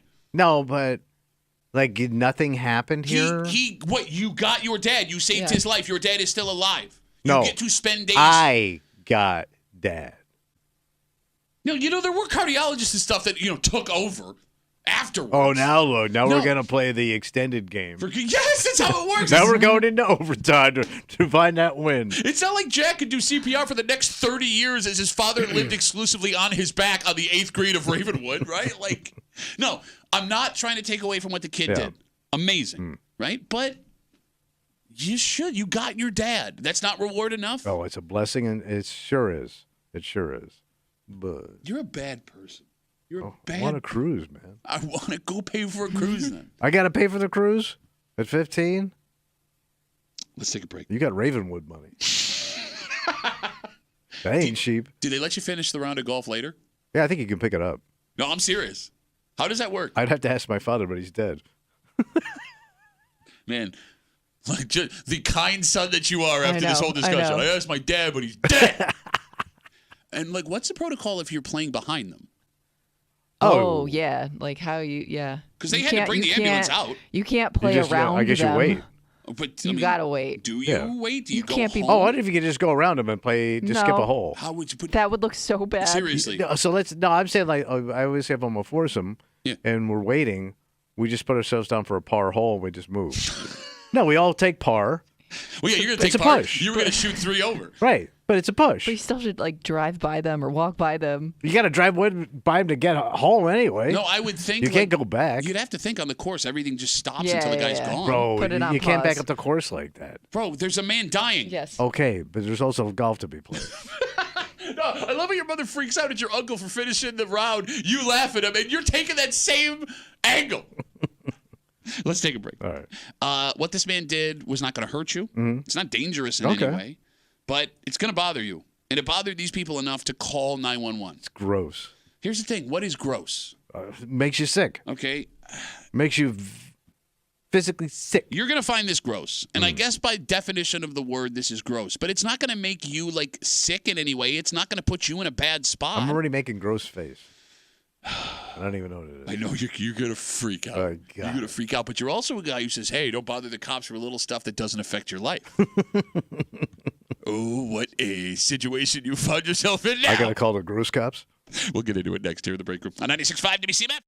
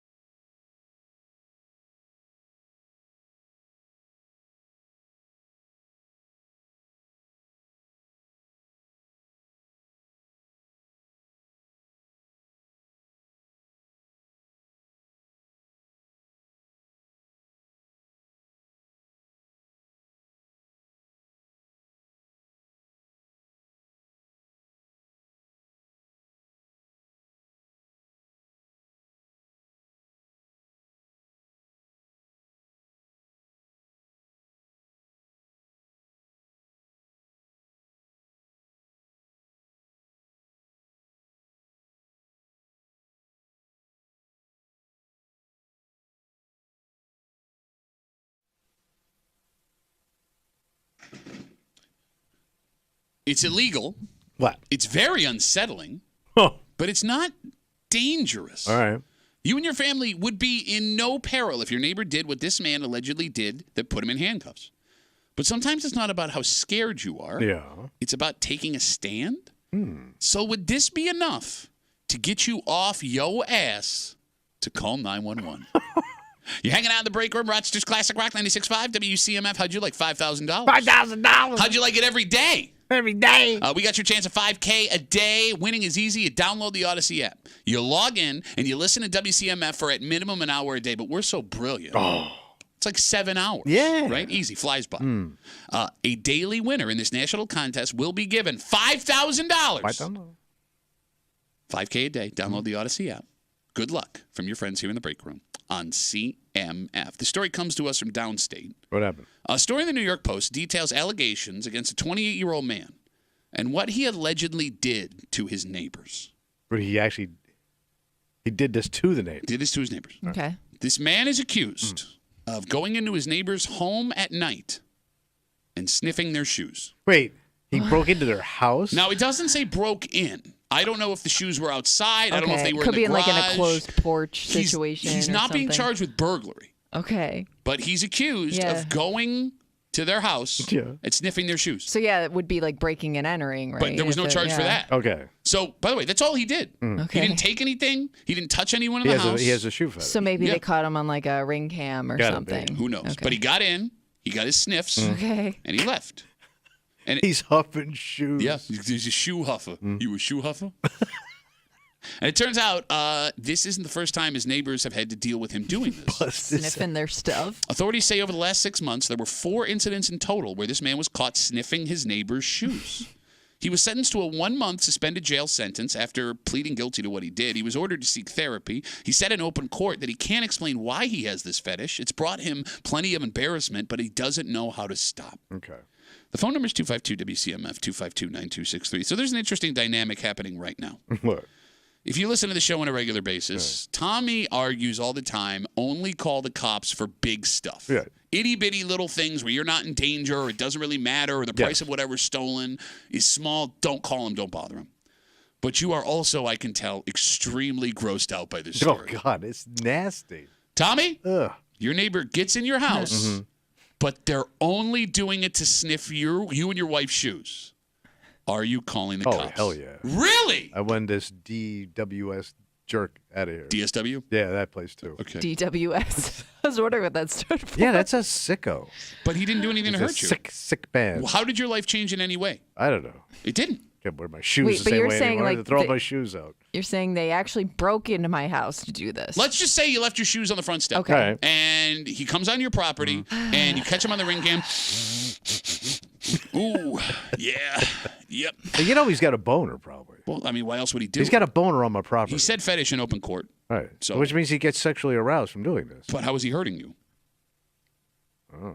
It's gross. Kimmy? I My guess foot if feels he's- violated. I don't know. If he's not breaking in, okay, it would make me feel better if I knew he was also doing it to other neighbors. Okay. But if he was just, for whatever reason, going to our house to do it, maybe I'd be more likely to call the cops So because you- I'm like, well, are you targeting us for a reason? Like, it would make me feel a little bit more uncomfortable. So you being the sole object of his affection bothers you? Yeah. But if it was just a shoe thing in general. Yeah, like if he was doing it, like going up and down the street doing it, I guess I would.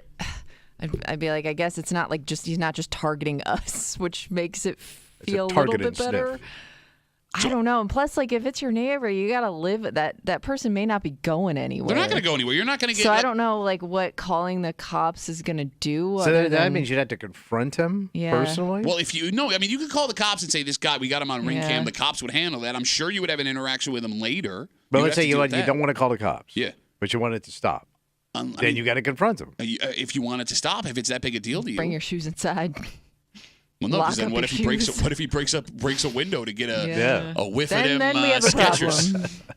So you're really Gross. I know. Look, why is it gross though?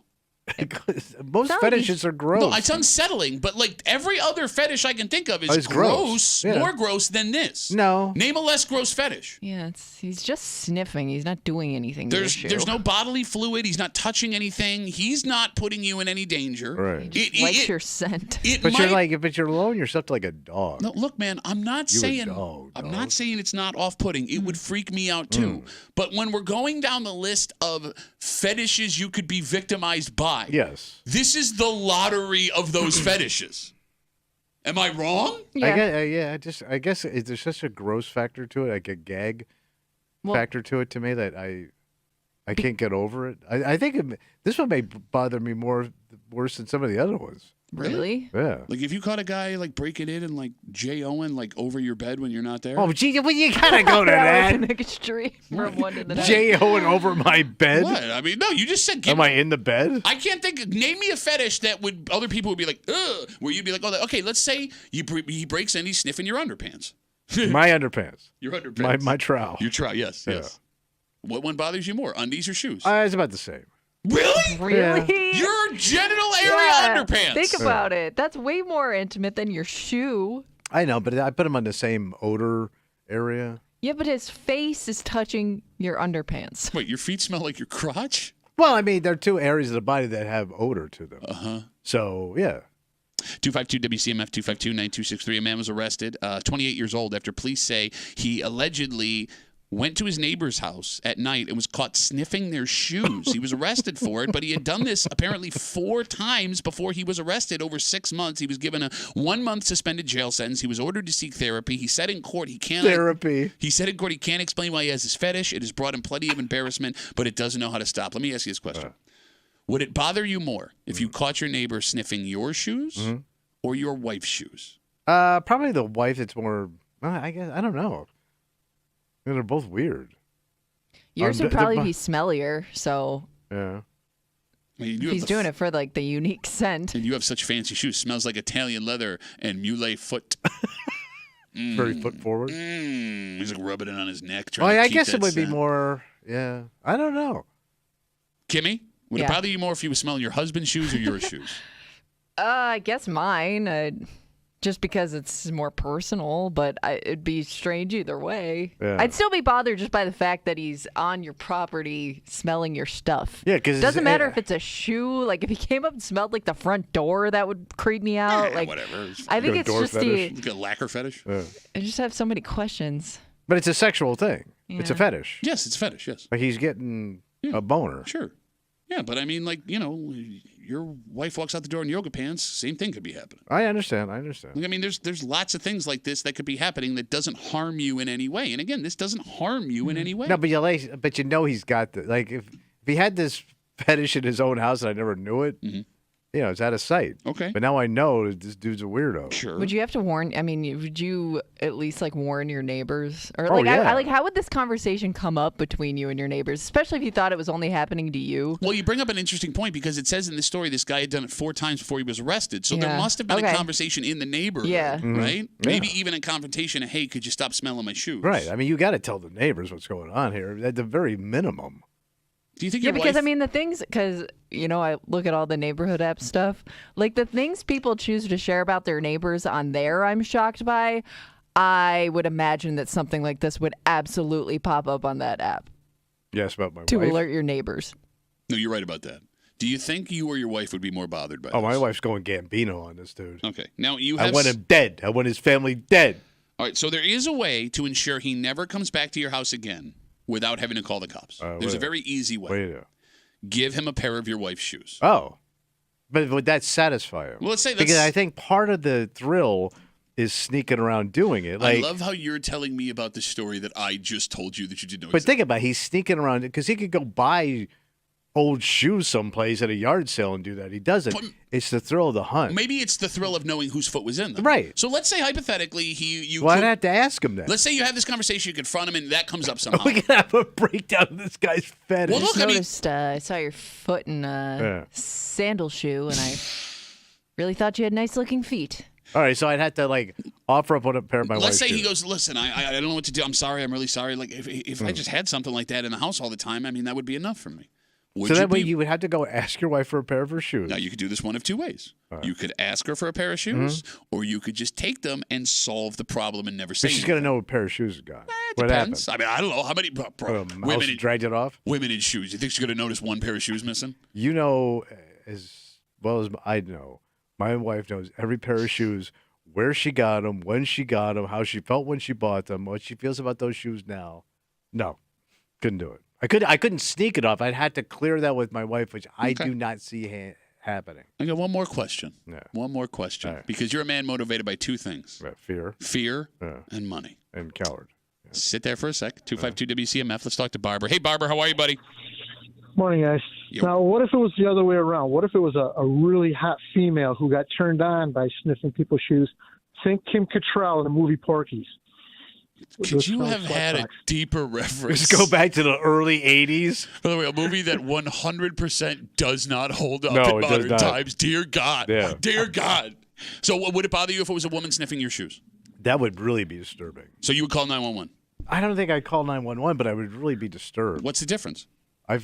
Because I never think of women having fetishes. I always think that's a male thing more than women. Women have fetishes. I don't think so. Okay. They have shopping fetish. But Tommy, what if your specific foot odor had a pheromone that just drove her insatiable? That you wouldn't find that. I mean, you're starting to really bother me, Barbara. Well, I mean, he's a big Porky's fan, so.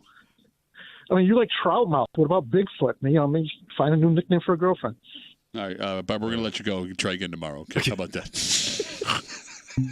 Yeah, Barbara's up. Just real quick, I'm sorry. Yeah. I find it weird that you are absolutely calling the cops on a dude doing this, not calling the cops on a woman. What is the difference? Because men are more sexually aggressive. But again, he could take it farther. Again, no, he's not. He has But not. he He's done could. it, but he has not. He's done this multiple times. You are not in danger. It's just the shoe sniffing. I will still say men with this thing need to be locked up, studied, and deported.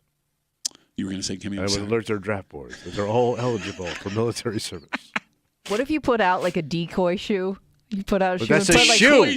That's still a shoe. I'm saying like it put some like really foul smelling odor inside As of it. opposed to your foot? Well, I What don't are you know. saying could about put your wife's something foot? pretty- Like, aren't there certain smells that like some people like just can't stomach? Like, what's that fruit? Durian. That will like clear a room. Durian. Like, what if you put something like that in there? Maybe that would put an end to it all. But I would argue foot might be one of those scents, and he's into it. So who knows? Yeah. I don't Maybe know. what if that's this is the greatest shoe I ever sniffed? Yes. All right. So I see you guys on Hold Sit Tight. You had said, Tommy, you would not be willing to give him a shoe from your wife. No. But let's say this. Right. Hypothetically, talking about this 28-year-old man arrested for sniffing his neighbor's shoes. Yeah. Say he comes over. All right. And he goes, listen, I feel terrible. I'm embarrassed. Like he said in open court, right? I don't know what to do, but I might have a solution. All right. Because you live in Pittsburgh. There's people with a ton of money that live in your neighborhood. Oh, yeah. Listen, I got $5,000. And I will give you $5,000 for a pair of your wife's. Come in. Come in. Take your pick. 5G? Yeah. Creep away, my man. It's so weird because a second ago, Kimmy, he was aggressive and scary and could hurt you. Creep away. Creep for $5,000? I'd have to listen to your stupid show for an hour, and I can't stomach. I mean, this is This show is an open shoe on a corpse. Shut up. How is it open? It kicked it off and went into the casket. That makes perfect sense. You were saying. I was just gonna say this is something that people dedicate like their OnlyFans accounts to, right? Yes. I mean, 5G. You'd be turning your wife into an OnlyFans model. Not really. No, really, because that's women will people sell. just do like. Well, I don't even know if this is a real thing or not, but there's like that website you could submit your feet to, Oh. and people claim that they make money on it. Yeah, I'm taking up 5G. Okay, so you're going to tell your wife? Yeah. So you're making the deal before discussing this with her? I slapped that 5G down. I win the argument. Oh, you turned her into a prostitute? No. How not? She didn't do nothing. She didn't leave the house. It's a sexual fetish, right? Your argument was... It's a sexual fetish that you didn't have to participate in. Oh, okay. So then, would you leave the window open and let him touch himself? No, can't do that. What's the difference? He has to take the shoe home No. and shut You the door just said as long and as do she, your good Christian as fetish. long as she is not participating, it doesn't make her doesn't a prostitute. count. What's the difference between you leaving a window open for $5,000 and you giving Because him a shoe? now I gotta get into this guy's head and I see where he's at. Now. Oh, that's so weird when Right. all of a sudden I'm you're kind of getting to know profiting. this creep. All right, so how much of that money does your wife get? Better buy her a new pair of shoes. The answer's all of it because it's her shoe. I do get a finder's fee, which is always 10%. Okay, you just made what? You just made yourself a 50 pimp bucks? of shoes. No, $500. We're so bad at math. Wait, I only get $100. You're literally a shoe pimp. But that's every guy that sells shoes. So I love how your wife is not a every guy at Tom Your wife's McCann. not a prostitute in this situation, but you are a shoe pimp somehow. Yeah. Okay. It's hot out here being a pimp. You can't shut up. It's my hustle and flow, baby. 252 WCMF, the man who is the open shoe of phone calls. Yes. Hey, Ben, what's going on, buddy? Not much. So you kind of touched on my idea a little bit. So I had a better idea. So if he wants the shoes, is you sell him individual pairs, and then that way, like, every time your wife gets a new shoe or whatever, you take the oldest pair, which should be the nastiest, and sell it to him for, like, I don't know, $400 or $500 or something like that. Yeah, but Ben, you'd have to talk your wife into this. Like, how many men would be able to talk their wife into this? Just my wife. I'm guessing if I was even considering this, my wife would lose it on me. Of course. In reality, yeah. Yeah, probably. I'm like, I like Ben's theory. Hey, honey, what pair of your shoes are the nastiest that you've been walking in with your nasty-footed self? The ones you're about to throw out. That's the ones you would get rid of. Yeah, maybe I mean, your wife might be more open to that idea than you think. Oh, new interesting angle. Ben, thanks for the call. I appreciate it. Kimmy, let me ask you a question. Yeah. How much? If you're willing to pay me $1,000 for an old pair of shoes, take it. Your neighbor. Because I was going to put them in the garbage anyways. Okay, so let me just look right. So you make the deal, and you're gonna go. If this neighbor is coming around sniffing shoes already, and I can actually profit off of it, like if you have to live next to this person, there she goes. Hell yeah. Okay, so no sniffs for free around here. You make the deal. Yeah. He comes over. He hands you the $1,000. You hand him the shoes, and he makes this noise. Oh. You sell him another pair of shoes? Yep. Okay. I would like to read this Facebook message, and then we will move on. All right. Dana writes us, I dated a guy who was into this. It's really no big deal. It's the same as being into asses or boobs. Smell is the scent that affects your arousal the most. Thoughts? I would think most women would be very creeped out by this as a fetish that you would accept in your boyfriend or husband. Dana's defending it. But Dana might be a little bit of a weirdo. Or she might like the control she has over him. You make a face. That is control. I love how she's defending you. Women wouldn't like this. Well, let me explain to you, Tommy, sexual psychologist. It's all about control with the ladies, right? If she's willing to accept this kind of gross thing, it's because she can. Or she just doesn't want to kink shame anybody. Why would you want to kink? Maybe she's got something that she's into that he may not be open to, but you got to accept one thing to have the other thing? No, I just heard women don't have fetishes. They don't. Says man who's been with multiple They don't need women, to have fetishes. Who says man who's been with multiple women who wanted to role play and you couldn't do it because you can't act for crap. And to I don't that consider point, that a fetish. How is role play not a fetish?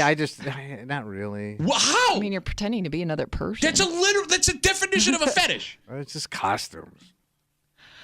And also, you're assuming like that the shoe sniffing showed up right up front when you started dating this person. This could be something that they revealed to you later on after you've already established. Slowly creep into it. After you've already established a connection, you may love this person, and you're now figuring out. You got this dude. I don't know. Look, there's people I've been with that had way worse than this, man. Still would weird me out, but I don't know. I think if my wife tomorrow was like, I really like the smell of your shoes, yeah, I can handle it. Well, didn't somebody want to bathe you? That did happen. So there's that. Ew. Big fat baby in a tub. I've never been more uncomfortable in my life. How but could I just you not? Had to First of all, what tub was fitting your big ass? I told you in I it? didn't fit. It was an old city house. I didn't fit in the bathtub. Yeah, capsized the whole damn apartment. And that was fat me. That's what I'm 300-pound me saying. squeezed like a sausage into this bathtub while she was running a loofah on me. It was gross. Yeah. And she didn't even get me clean. It's a lot of surface area to cover. Still needed a shower. Let's take a break. 6 months ago, this isn't even a story, right? I mean, it is a story, but nobody cares. Okay, great. Maybe these are dangerous. I'm still going to eat them anyway. But something happened about a month and a half ago that may change every one of these from now on. Because it's even the exact same issue that killed people, put even more people in the hospital, and shut down an entire food industry for like weeks. Yeah. And we'll tell you the story next here in the break room on CMF.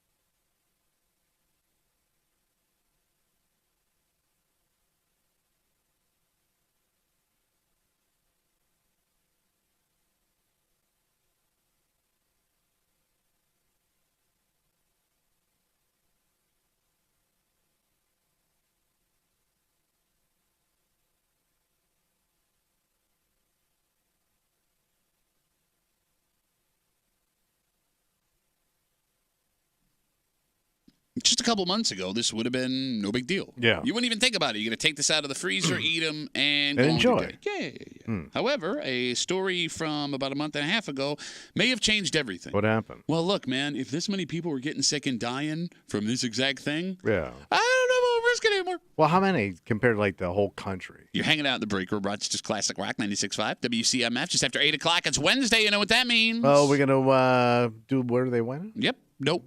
No, wait, what's the... Oh, hey, sorry. You screw up too, you know. I'm old. Never. I never screw up. Always batting 1,000. Hey, man of the week, they were safer when they did this because when they did it, it was more dangerous. That doesn't make any sense. Oh, it'll make perfect sense from a man who refused to put his name on a letter. Doing it just in a little while here. Hate Mail of the Week on CMF. Wegmans announced yesterday the store is recalling several store-brand waffles due to a listeria risk. Those frozen box waffles? You got it. So the list is too long. See, now you got me all screwed up. The list is too long to read here. Right. But if you go to 13wham.com, it'll give you all of the brands of waffles that they're recalling. So, Tommy, in the past, we've talked about this. People didn't really pay attention to food recalls, right? What was the worst that happened? Yeah, there's a piece of plastic in the box or some crap. You bought it. It's already in your freezer. You don't want to waste the money by throwing it out, but you didn't want to lose the time by taking it back to the store. Right. You're going to roll the dice. You're going to eat it. However, in the last couple of weeks, something happened. Death waffle. It wasn't waffles, but it was listeria. Okay, I don't even know what that is. It's a bacteria. I mean, does it kill you or just give you a squirt? So that's just it. It can do both. Right. The boar's head listeria outbreak. That was the Coca one. You got it. Right. Was insane. It effed people up. It shut down like cold cuts for 2 weeks. But you did get to eat a delicious sandwich. People died. Yeah. Other folks were sicker than they had ever been in their lives. And that was a story that was pretty big in the news cycle for 2 or 3 weeks. Yeah. Was that story severe enough to get people to now take these recalls seriously? Probably not. Because how many people didn't even hear it? The boar's head thing? Yeah. It led the national news 3-4 days in a row. But you know, some people don't watch the news. But they are on social media, which it was also all over. By the way, I got to Also, if you went to the cold cut counter at the grocery store, they weren't there. Yeah. But I always go how many people died compared to the United States of America? Population-wise. So let's say 10 people died from the waffle. Across the country. Yeah. We're over 300 million people. That's not the way you work that out. Because not every American woke up this morning and had these waffles. Right. The question is the percentage of people that ate what it was that got sick or died. So how many people do you think eat frozen waffles on a monthly basis? Well, if you have kids, probably a lot. Yeah. Right. No. So let's say 60% of the country consumed a waffle at some point over the last month. Again, not the right way to work it out because it would have to be these specific brand of waffles that have the risk. Touched by a waffle. I'm saying, but you said the list is long. No, I mean, it's too long to read. So it sounds like most of the waffles bad. No, it's not what I'm saying. What I'm saying is they're these store brand waffles made by Wegmans. In fact, it's not just Wegmans. All these Dollar General, Target, Walmart, among other places, also carry these waffles. It sounds like one of these companies that makes store brand food for different places. So this is actually bigger than just Wegmans. It's going to be another national story. Okay. It's weird that at your age you're so nonchalant about this because close to the end. Give me my goddamn waffle. Well, no, if this waffle takes me to heaven, fine. Waffles in heaven. Would you send me a waffle? Nope. If I was in listeria heaven. Not even close to how that song goes. No, but if you get if I get listeria, it's gonna suck for me. I'm probably gonna survive. If you get listeria, you're feeble old ass. You're dead, bro. You're dead, man. I can walk outside, suck in some exhaust, and die. What are you waiting on? The bus. I also wonder how many people ignore these things if they've already eaten something in. If you already ate a waffle out of the box, and you didn't get the probably squirts. I think I'm probably okay, even though you really should just toss the whole thing. So I don't know.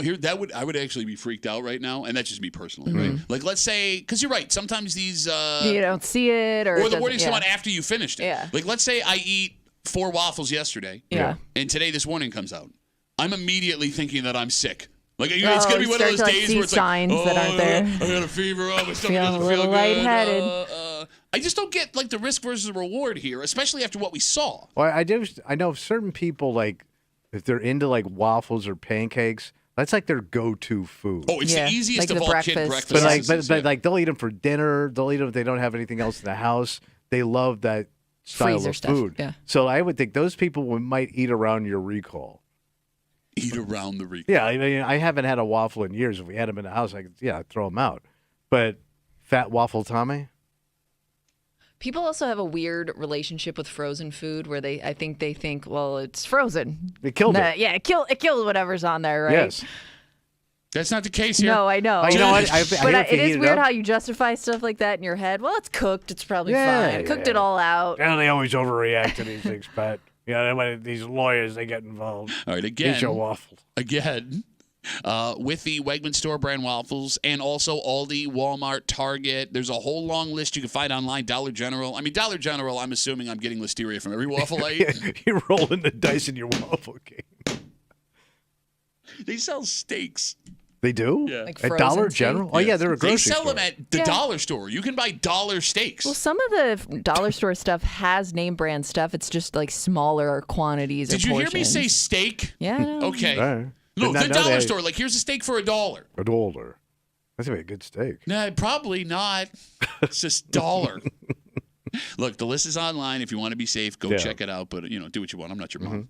It's Wednesday. It's 8 o'clock. You know what that means. Let's get our hate on. This man is here to argue that, in fact, these teenagers can be stupid doing the exact same thing that he did decades ago. Oh. And his argument is very simple, Tommy. I'm What's saying that? his. We don't have a name. I'm assuming this is a man. Oh, yes. Yes, they say as a man. Oh, There was You're no right. lady in the street letter. racer back in the 50s. I'm sure there was. No, it was illegal. Pinky Tuscadero? She got locked up, bro. This man's argument Pinky Tuscadero. is this was safer Yeah. because when they were doing it, it was more dangerous. Oh. All right. Makes perfect sense. And we'll read you the letter next here in the break room on 96.5 WCMF.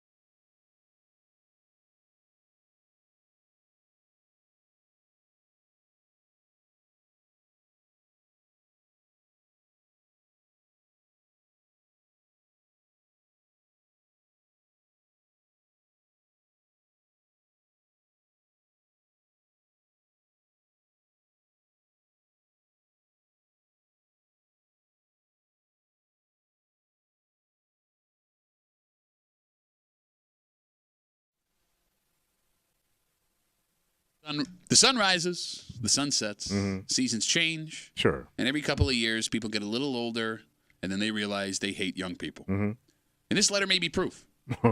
You'd hate young people no matter what. You'd blame a thing they did. You'd yell about how it was different back in your day. But the reality is, you're just looking for a reason to hate them. Because this very confusing letter is going to explain how being more dangerous than these kids now made guys back in the day safer. Okay.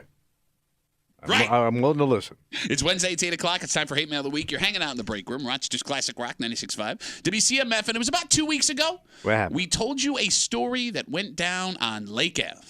Around 11 p.m., police got a call for a hit and run. And when they got there, they discovered the person who hit her was street racing. Street racing. Dragon. On Lake Ave. Drag racing on Lake Ave. Now, the woman is okay, thank goodness. The street racer wasn't caught. In fact, police are looking for information to try and identify that person. So here's the thing. Whoever is responsible for this should be arrested and face punishment. Well, you're breaking the law. And it's dangerous. It's absolutely dangerous. But at the same time, what is a little funny, no man of any age in the greater Rochester area with this story can pull these kids these days card. Because we talked about in that first break, street racing, drag racing has been a major part of Rochester history since the 1950s. I was trying to think, like, how many celebrities have died at the hands of sports cars on streets? Oh, great question. Just on regular streets. Great question.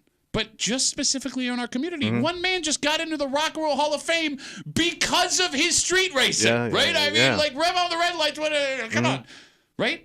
And by the way, the song that he got famous with, had a hit with, happened on the same street. Oh, really? That running all night on Lake Avenue. Oh, yeah. It's a piece of cake if you know what to do. It's where the story happened. All right. So we had the discussion. We took a call or two. And then, after we got out of the break, over the next couple of days, we got blasted with response. Old street racers. Well, Tommy, it turns out things are much different now when it comes to street racing than it used to be. Just ask this man who wrote us a letter that was also too scared to put his own name on it. Kimmy will be playing the part of this angry man today. This nameless man. You got it. Actual physical letters sent through the mail telling us we suck. Sit back and enjoy today's Hate Mail of the Week. I'm disappointed and disgusted to hear another show condoning crime and making excuses for people that are committing crimes. This letter is about the car racing accident that could have killed someone, but you found it so funny. During that skit, you said that this was exactly the same as the guys who used to run souped-up cars down Lake Avenue in the past. As a man who was there, I can tell you that this is not the case. First off, we made sure the road was clear. We were never going to take off if someone was in the way. But more importantly, we actually knew how to handle a car. The cars today drive themselves, easy to handle, all kinds of features that make it so you don't even have to drive. When we were out, you actually had to know how to drive, so if you got into a pickle, you could get yourself out of it and keep yourself safe. Don't you dare compare what was innocent fun to hoodlums hurting people and causing chaos. We are not the same as they are. You're more the same than me. No name. Okay. We are not the same. Yeah. I think I love this man. Yeah. Because he makes what might be the greatest, dumbest argument in the history of Hate Mail of the Week.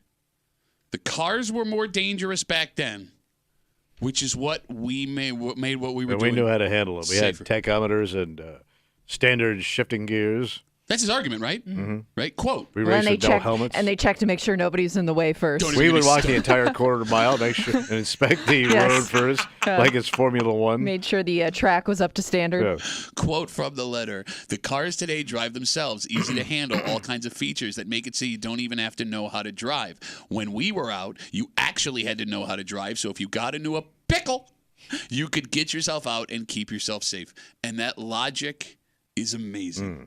How this man heard our first discussion and managed to work that into defense. Which, by the way, to a question no one asked him. Yes. Right. It's not like we stuck a mic in his face and we're like, you were an old street racer, man who was too scared to write your name on a letter. Tell us about it. He wrote us this letter. Do you understand what he's trying to say? Because I don't get it. I will say this. Oh, here comes old man from the top mother. Old man crew. Old man crew. Well, actually. Please tell me. I mean, those guys back then worked on those cars. Oh, wow, yeah. They read Hot Rod magazines. Wow. They idolized a lot of professional drag racers. Sure. Yeah. Oh, yeah. Big Daddy Don Carlos. What was it? No, he's Spanish. Big Daddy Carlos Santana. Well, how'd it go? I do think those guys were more into cars back then. But how does that make it safer? I think they understood the vehicles more. You're an idiot. I understand how that baby purrs and how to work on him. Yeah. And I will say this also. Oh, please. Population has grown a lot in the United States. Oh, my And God. I think there's a lot more what's traffic happening? in the evening now than what is back in the 50s. You think there's more? More traffic could lead to. Yeah, I'll give you that. More dangerous situations where this poor woman almost got lit up by it. Is the population of Rochester larger or smaller than it was in the 70s and 80s? It's different. No, I'm It's serious. more of a late night crowd now. You're all up now. What was our peak population in the city of Rochester? Kimmy, can you Google 1979 population of Rochester, 2025 or 2024 population of Rochester? But I mean, there was a lot more. I'm willing to bet if it ain't more, it's the same. No, but I think people were out and about. Oh, really? Now. A lot more out and about now? Yeah, than back in the day. You're all Sure, looking, absolutely. Nothing's 24 hours anymore. Yeah, but there was very few options. Really? Other than street racing. Do you hear yourself right now? Do you hear yourself The right roads now? were less used, but they were better maintained back then. We didn't have the pothole problems we have now. What the hell are you talking about? Well, we used the roads more, and they deteriorate faster. Okay. What this man wrote in his letter and what you are arguing now is proof positive. I mean, the gals are racing now. The phone number is 252-WCMF, 252-9263.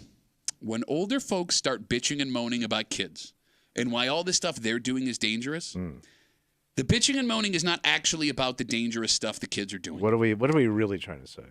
It's about the kids. Because all of you older guys just want to bitch about kids. And it was kind of our thing. Now you're kind of doing our thing. You're literally still doing it. You don't even you've never street raced in your life. I've done street racing. No, you sat bitch on a couple of motorcycles. That is not street racing. That's not. You street raced? Look at me right now. No, you never street raced. Not in that collar, you didn't. Hey guys, I'm here for the street race. Put me behind the wheel. I want to hear that baby purr. Is what you said. That was your quote, right? They know how to make them purr. They didn't know how to work a car. So you didn't get in a pickle. It's starting to feel like older folks just wanting to hate kids is an unavoidable part of life, much like losing your hair or gaining weight. Because you immediately sided with a man. You immediately sided with a man who wrote one of the dumbest letters I've ever read and was too scared to sign his name and then just started blabbing all kinds of nonsense. Oh, back then, now, kids, road, population, potholes. Shut up! Shut up! Most of these kids today, they're not religious. They don't listen to the parents. We had good Christian street races. The song that Lou Graham wrote talks about paying off a judge to get his car back. And he was, respect the law and potholes and rock and track. But that's when your money went farther. Shut up! Yeah, you're right. Even back Gas then, was cheaper. You idiots that worked like fast food stores could get a Camaro. You could. Right, you had a Z28. Wow, well, French fries all summer. Check out my luxury vehicle. Hot rod car. Shut up. I hate you. I hate you, and I hate this guy, and I hate all you old men. I know, obviously, Big Daddy Don Carlos. Kimmy, do we have a number on population? Okay, so if I'm reading this correctly, Because Tommy's argument was it was safer. Yeah. Well, to in general, race, the United States. I'm talking the United States you said in Rochester. general. It was safer to race in Rochester Yeah. back then because there were fewer people. Go ahead. the population of Rochester, New York in 1979 was about 332,000. Okay, all right. So what's it now like? I'm sorry, go ahead. Which was the city's peak population. No, they say. that doesn't make sense. But people are out later now. so Women are out for their margaritas. Rochester, New York, as of 2023, Women stayed home. has a population of 211,000. So there was a full 100,000 more people. Yeah, in the more city. than that. 1/3 more people of the when city of Tommy Rochester. said it was Respectful safer to race down Lake Avenue. They weren't out at night. It's a piece of cake if you know what to do, according to this letter and Lou Graham. Okay. So now that we have determined this is not about old men fearing for the safety of the community, it's more about just wanting to bitch at kids. They hate people. 252-WCMF, 252-9263. Why does this happen? Right? It can't be the stupid thing that the kid does that you're mad at. The letter is proof of that. He's arguing the very thing he did was different. It can't be all kids dress like idiots. We all dress like idiots, right? We shiver a little bit when we see old pictures of ourselves. It can't be the stupid hobbies or the stupid things kids say or the fact that they're wondering where they fit in the world, because we all experience that. It leaves one thing. What is that one thing? Fear. Fear of what? Fear of younger people. Oh, just fearing them in general. You are scared, and this man who wrote us the letter is scared, and all the guys that write on Facebook and call the show are scared of young people. I always had it as jealousy. Okay.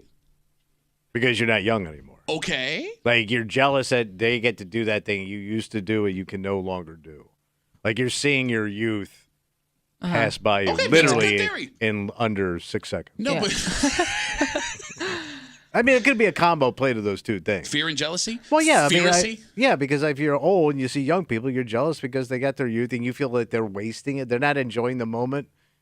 Because you realize now how cool that was to be that age. But it could also be... You know, they say youth is wasted on the young.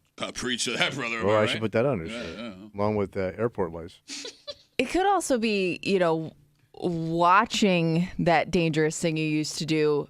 It looks more dangerous. You realize how stupid you are. Like, I think it's one of those things, too, where, like, in the moment when you're doing it as a teenager, you don't feel like you're doing anything that dangerous. But now that you're on the outside looking in, you're like, oh, my God, those kids are being so irresponsible. It's called old man eyes. And that makes perfect sense. But it goes along with the fear thing, right? Now you realize all of that was scary. Yeah. But it doesn't change the fact that you did the same thing. And here's the thing. What's that?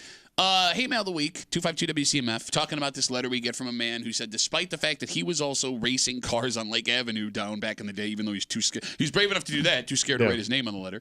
This person who was in a hit and run on Lake Avenue, totally different, way more dangerous. If this man, Kimmy, would have wrote this letter and said, listen, I did this, and I shouldn't have done it, and it was super dangerous. Yeah. And there's an argument to be made. Yes, that's why these kids shouldn't do it. They should learn from what we did, and it's a stupid thing to do, and stop. Yeah. But that's not the argument he makes. He still justifies what he did, explained why it was cooler, why he was safer, and why kids are idiots. Right? Yeah. And look, here's the thing. Whether it's jealousy or it's fear, it's fine to be scared of young people, I guess. Like, things you don't understand can scare you. Things you see from a different point in your life can scare you. But what's weird about it, Tommy? What's that? When you were a kid, the older set was scared and jealous of you. True. And even further, felt the same way. You felt the same way these kids do when you were your age. Those older folks just don't understand where I'm coming from, right? What your generation wanted as you got older is the same thing that these kids want as they get older. Yeah. It's one of the few things that every single human being experiences, no matter what. When you are born, how much money your family has, what you look like, it is universal that one day I want X, Y, Z. Okay. We're all the same, and we go through the same experience. Yet for some reason, when we hit a certain age, we all hate them. But don't forget, like, when these guys street raced back in the 50s, they came from solid homes, good families. A lot of these kids today, they could be from broken homes. Yeah. They might not even know where their home is anymore. Is that true? They could be abandoned children out there street racing. racing. They have no parental influence anymore. No. They don't go to church. Not at all. They don't listen to the police department. They pay all their bills online. They've never licked a goddamn stamp or filled out a goddamn envelope. So you're saying if Lou Graham was alive today, he'd have to pay off the judge online to get his hot rod back? Right. Rebel Without a Cause. I don't remember seeing a lot of parents in that movie. But they had to answer to the parents. Oh, for God's sakes, man. You two are tearing me apart. You're tearing me apart. There aren't two parents in a home anymore to tear the child apart. No, you're right. By the way, every movie I see from back in the day has one drunken alcoholic father beating the hell out of a kid. But where was he? Where was he? In the house with the TV tray, watching the fights and drinking a bottle of whiskey and eating a sandwich. Still in his work clothes. Going back to eventually hating kids for no reason. It sure does feel like there's nothing you can do to fix this. Because, like, neither side it's really... generational, man. And neither side really wants to fix it. Yeah, right. your generation's going to do it. No, I know, and that's what's scaring me. And Yeah, that's why I I know. think I'm so Whenever passionate. it starts to you show start up, to do it already. because it's already started to creep up, and I notice, especially like guys my age, like that when they start to make that turn, and I'm like, no, we all had hope for you. Nah. I got a big truck now. Look at all the stickers I have on the back. But nobody wants to work anymore. Shut up. Look, I mean, it's also on the kids, right? Like, no 15 to 25-year-old kid wants to spend any time with the older set, vice versa. Mm-hmm. Very few older folks care any tiny bit about what a kid has to say. And these kids are having fun. Okay, but they they're not allowed to have as much fun as we did. That's basically it. Right? Yeah. Like, we get older, we keep tightening that net, and then they act out in a certain way, and you go, well, what are you doing? How dare you go to the mall after 7 o'clock without a parent? Yeah. So there's no answer here. No, it's a cycle. It's just a vicious cycle. It's always going to be.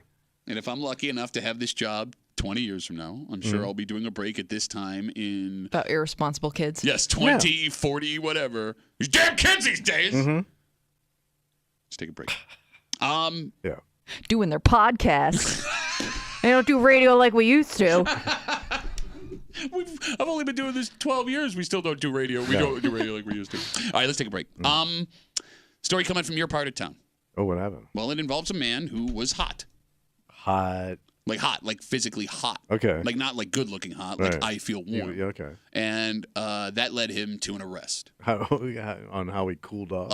Yeah, that's a good way to put it. But here's the thing. Like, this man didn't do anything dangerous. But he's arrested. He was arrested. And even when he was being arrested, totally cooperative. Oh. So what's the problem? Why did he deserve it, Tommy? Was it where he was cooling off? We'll get into it. Right. Next here at the break room. On CMF.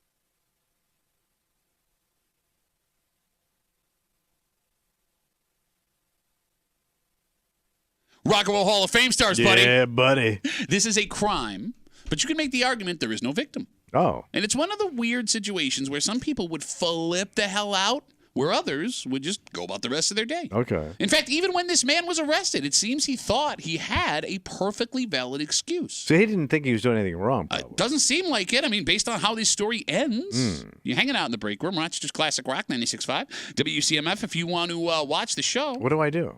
You can log on to the Odyssey app, WCMF.com, YouTube, or Twitch. It's the Break Room WCMF on YouTube or Twitch. You can check out Tommy's fantastic spring-fall outfit. You look like a mannequin from Old Navy. Probably did. I support the truth. All of that brought to you by our good friends at Three Heads Brewing. Three Heads Brewing, size is not big enough at Old Navy for those gentlemen over there. This story comes to us from Pittsburgh. What happened? Around 7 p.m., police were called to Clover Street for reports of a fully naked man. Okay, doing what? Walking around. Wait, he just naked in his yard? Strolling? Trucking down the street? We don't know where he was. We don't know if he was walking down the street. We don't know if he was on his own property. But he naked. By the way, does that matter to either of you? Either of you? What do you mean? If he was, does it make a difference if he was naked in his yard versus naked walking down the street? Well, I mean, naked walking down the street, you're going to be more exposure. Well, no, I mean, if you're out in your yard, you're still fully exposed. No, but like if you're going down the street, more people will see Gotcha. you. Okay, I get what you're saying. Yeah, that's true. All right, so it bothers you more if he's walking down the street? Yeah, probably because now he's mobile. Okay, mobile, agile. Going mobile. When police arrived, they say they found the man who matched the description of the naked guy. Wow, so they found the naked guy they were looking for. They made contact with this man, and they asked him what was going on. And I'm going to read you. Not much. I don't have pockets. I'm going to read you the funniest part of this police report. Are you ready? Quote, when approached by the police, the man admitted he was fully naked. Well, he fessed up. I hope he had clothes on at that point. Yeah. The naked man standing in the cop. Yes, sir, I am fully naked right now. So the reason he gave the police why he was completely naked? He was hot. Okay. Wait, how hot was it? I don't know. But I don't know what day this was from. So hot that like your underwear had to go too? He told the cops he was hot. He had clothes on. He got warm. He took the clothes off. I mean, it makes logical sense. No, it's a no. What? No, he's got two of them, actually. You can see both of them. No, that's all right. Driving down Clover. The man was taken into custody without incident. He was given an appearance ticket. He has a court date coming up. No word on whether or not he has to wear a suit to court. But if I were Pittsford, I would turn the AC down to like 76 or 67 minimum. Is this a dangerous man? You don't know. Well, no, I mean, after all the details. Makes bad decisions. You don't know in a moment. No, but I'm saying right now, after all we know, is this a dangerous man? Yeah. Why? Because he doesn't have common sense. It's gone. Like, common sense would tell you if you're hot, you can't just go in your bare ass, walk around because you're hot. Okay. 252. And when was the last time it got even that hot around here? I don't know when this could have been from 2 weeks ago, could have been from a month ago. I'm not entirely sure. I don't remember any time this summer where it was like so goddamn hot you had to get naked. Pretty hot summer, but yeah, you're to your point. Hot Unless town. you were Summer in the city. Sorry. Yeah, I guess I could see like the argument like I jumped into like a body of water or something to cool off, but just simply stripping down listening to nothing. Nelly. It's hot in here, baby. Take off all your clothes on Clover Street. Sinatra doing Nelly. Sinatra did a lot of collaborations. All right, the phone number is 252-WCMF, 252-9263. Now, if the allegations are true, no argument. He broke the law, but he also wasn't hurting anyone. He was just minding his own business. What if a child saw it? Well, okay, put a pin in that. We'll come back. When he was confronted, he was upfront and honest with the police. Yeah. There were no issues. Why, yes, I was naked, sir. Exactly. It's almost as if he didn't see he did anything wrong in the discussion. Okay. So I will ask this question. What's 252-WCMF, 252-9263. Should this allegedly naked man be punished? Well, not harshly. Well, why? You said he broke the law. You said he's a nut. I didn't say he's a low-end nut. Low-end nut. Yeah. So you don't think he should be punished? No, not harshly. Okay, what's a punishment for a man found Fine. naked? Give me how much? Buck-a-ball. $200. Well, $100 a ball, $200. He'd love to give it to you, but he doesn't have his wallet on him right now. We'll wait. Okay. So you brought up. I'm sorry. Go ahead. Nope. Oh, no, I'm hearing things now. You brought up the children. What if a child saw that? What if a child saw it? Disgusting. Male anatomy. Why is that disgusting? Good. Men are disgusting. Okay. And you don't know what he's going to do. But we know now after the story's over. After the fact. fact. All right. But if you're out with your daughters, yeah, and you're coming out of the store on Clover, okay, and here comes Mr. Naked. Yeah. I mean, you're going to be shocked. You're going to want to get your children out of there. First of all, you should have seen it coming because his name is Mr. Naked. All right. Here come Mr. Naked. All right, look, there are a few reasons you would call the cops if you saw a naked man disturbing. outside. No. Well, it is disturbing. One, you're worried for his safety. No, I'm not. But I'm. Oh, yeah, I would be. I'm worried about my safety and my kids. I don't care about that naked nut. You'd be worried for his safety. In this case, now that we know Old Man Wave doesn't seem to be an issue, and I'm waving from over here as I don't touch nothing. He could be dangerous to other people. Yeah. To society in general. But on the back end, we definitely know that don't wasn't even the get me case started here. with his back end. Okay. Or three, he's showing something that no one else should be seeing. And that's what they're going to get him on here. That's the crime, right? Is that fair? Showing your privates? Yeah. Yeah, because of the Privacy Act. Who was he hurting? You're actually, it could be traumatizing. You would be traumatized by seeing a man's penis? And that. I mean, you've seen so many of them. Why would this one be different? And this one's not really doing anything at the moment, which is also a nice piece for you. I get picked on. Well, I'm only asking questions. questions. Here comes patting his penis jokes. Everything's a goddamn joke. Who did he hurt? It could be traumatizing. If a woman saw that or a child, you'd have to explain to your kid why is he doing that. But nothing in this story says he was being sexual. No, but he's not charged with anything like lewd. What would you tell your children if you saw that? That's a naked man don't look? But why is he doing that? I don't know. Can I do that? I don't know. What if a guy was on a unicycle and my kid asked why he was doing that? Well, it was heard, put on pants. If you get one of them caught in your spokes, boy, you're going to be screaming. With pants on. Like, there's plenty of things I can't explain to my kids that we see every day. Why is this different than those? Because the penis is dangerous. No, it's not. It has caused a lot of problems in this world. Certain penises have caused problems. All penises. So have cars. Should we take away your keys? You've hit people with it. Yeah, but all penises have a potential, like cars, to be extremely dangerous. But I would argue it's not about the penis. It's about who's controlling the penis. And in this case, again, nothing he has done has indicated that the man's dangerous. But sometimes no man has control of his penis. Okay. I mean, the guy wasn't even rude. He was walking around, dong out, cops show up, he explains his side of the story, he cooperates fully, he takes the appearance ticket, now he's going to go to court. So, and you know what's weird? That actually bothers me more than if he was like a lunatic. Why? That he Because was you feel like you have a reason, like, there's something altering his mind. Right, to make him do this. he was drugged up, he was drunk, he's a nut, but like the fact that he was very nonchalant. It is a little bit more alarming.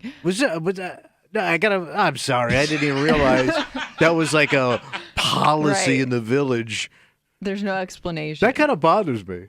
252-WCMF, 252-9263. I think there is one question that we need to ask ourselves. About this lewd behavior. And this story unlocks that question. Yeah. Again, we're talking about the story around 7 p.m. Police were called to Clover Street in Pittsford for a fully naked man walking around. We don't know if he was on his property. We don't know if he was on the street. Police found the man. He admitted he was fully naked, presumably clothed at that point. Police say he was totally cooperative, admitted to the police when he was naked that he did it because he got hot. He was given an appearance ticket. He has a court date coming up, but there was nothing dangerous in the story as far as we have with the police report here. Yeah. What is more important? That he has the right to be comfortable or you have the right not to see him naked? Which... Because that's what this comes down to, right? Well... Is it more important that he has the right to be comfortable because he said he was hot, or you have the right to make sure you don't see him naked? I think it's my right in a public setting. Yes. To not see nudity. Okay, that's a fine statement. That's a fine statement. Because I could argue if that's your right, you could simply not look.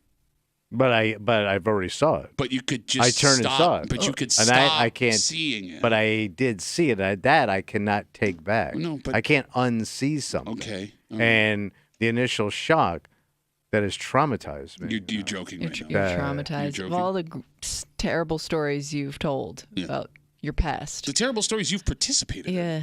How do you know I'm this not is what's traumatized? going to stick in your mind. You know, not all scars are seen, Patrick. I know you're not traumatized because I think you need a soul to be traumatized, and big old gap right in there. No soul. Big old hole. I mean, Kimmy, does he have more of a right to be comfortable, or do you have more of a right not to see him naked? I think if we all could do that, You know what I mean? It's one of those. It's also one of those things where it's like, well, I can't do that, so you shouldn't be able to do that either. Is that part of it too? Okay, but that's where also it's like you're breaking the rules that we all have to follow. We all have to follow these rules, and you're breaking them, and you shouldn't get away with that. Okay, so you would be okay then with making nudity fully legal all the time? I don't care. What if your granny? I think if the more common it becomes, the less shocking it is. I think it's only shocking because you don't see that every day. Grandmother's you know coming what out I mean? of mass. What? What are your grandmother's coming out of mass? She's a naked man. You think grandmothers have seen penises before? That's how they became grandmothers. I'm more worried about little kids, I guess, in that case, obviously. But, if I saw like a guy walking his dog nude down the street, I would laugh. I would laugh at that. Dog's naked. He's not getting a ticket. I don't know. Like, it's just... Like, if nobody's doing anything aggressive or, lewd, I guess.